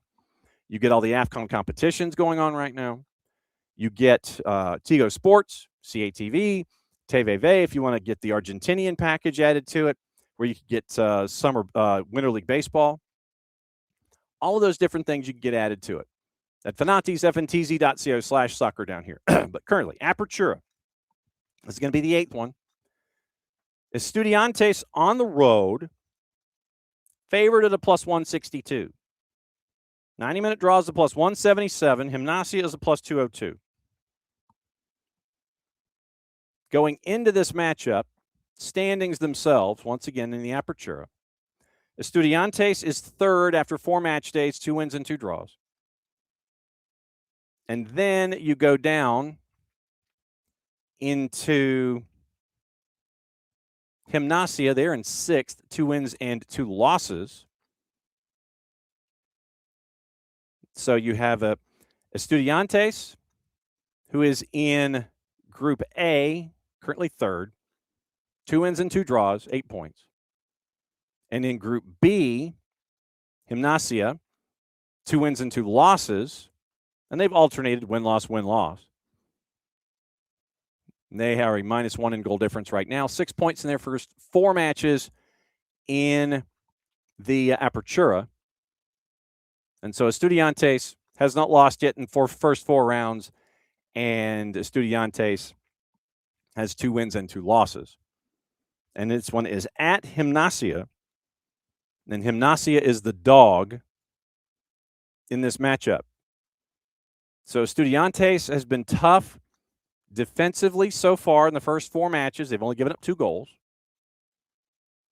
And with their, let's see, what have they done on the road? Goalless draw on the road and a 1-1 draw at Independiente.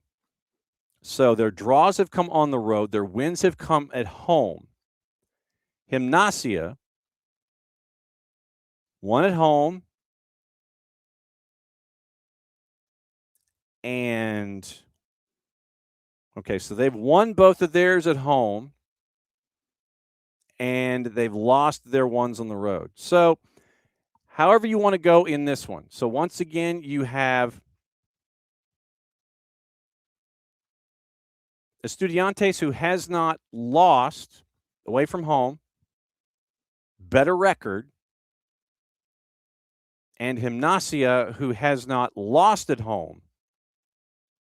They've lost on the road. They have not lost at home, but Estudiantes has not lost on the road so far this year.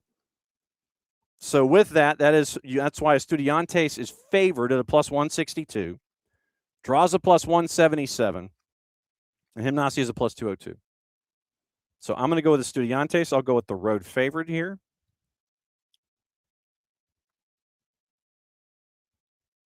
And so those are the 8. So recapping one more time. Tomorrow, Pumas and San Diego FC. I picked Pumas. AFC Champions League 2, Ratchaburi and Persib Bandung.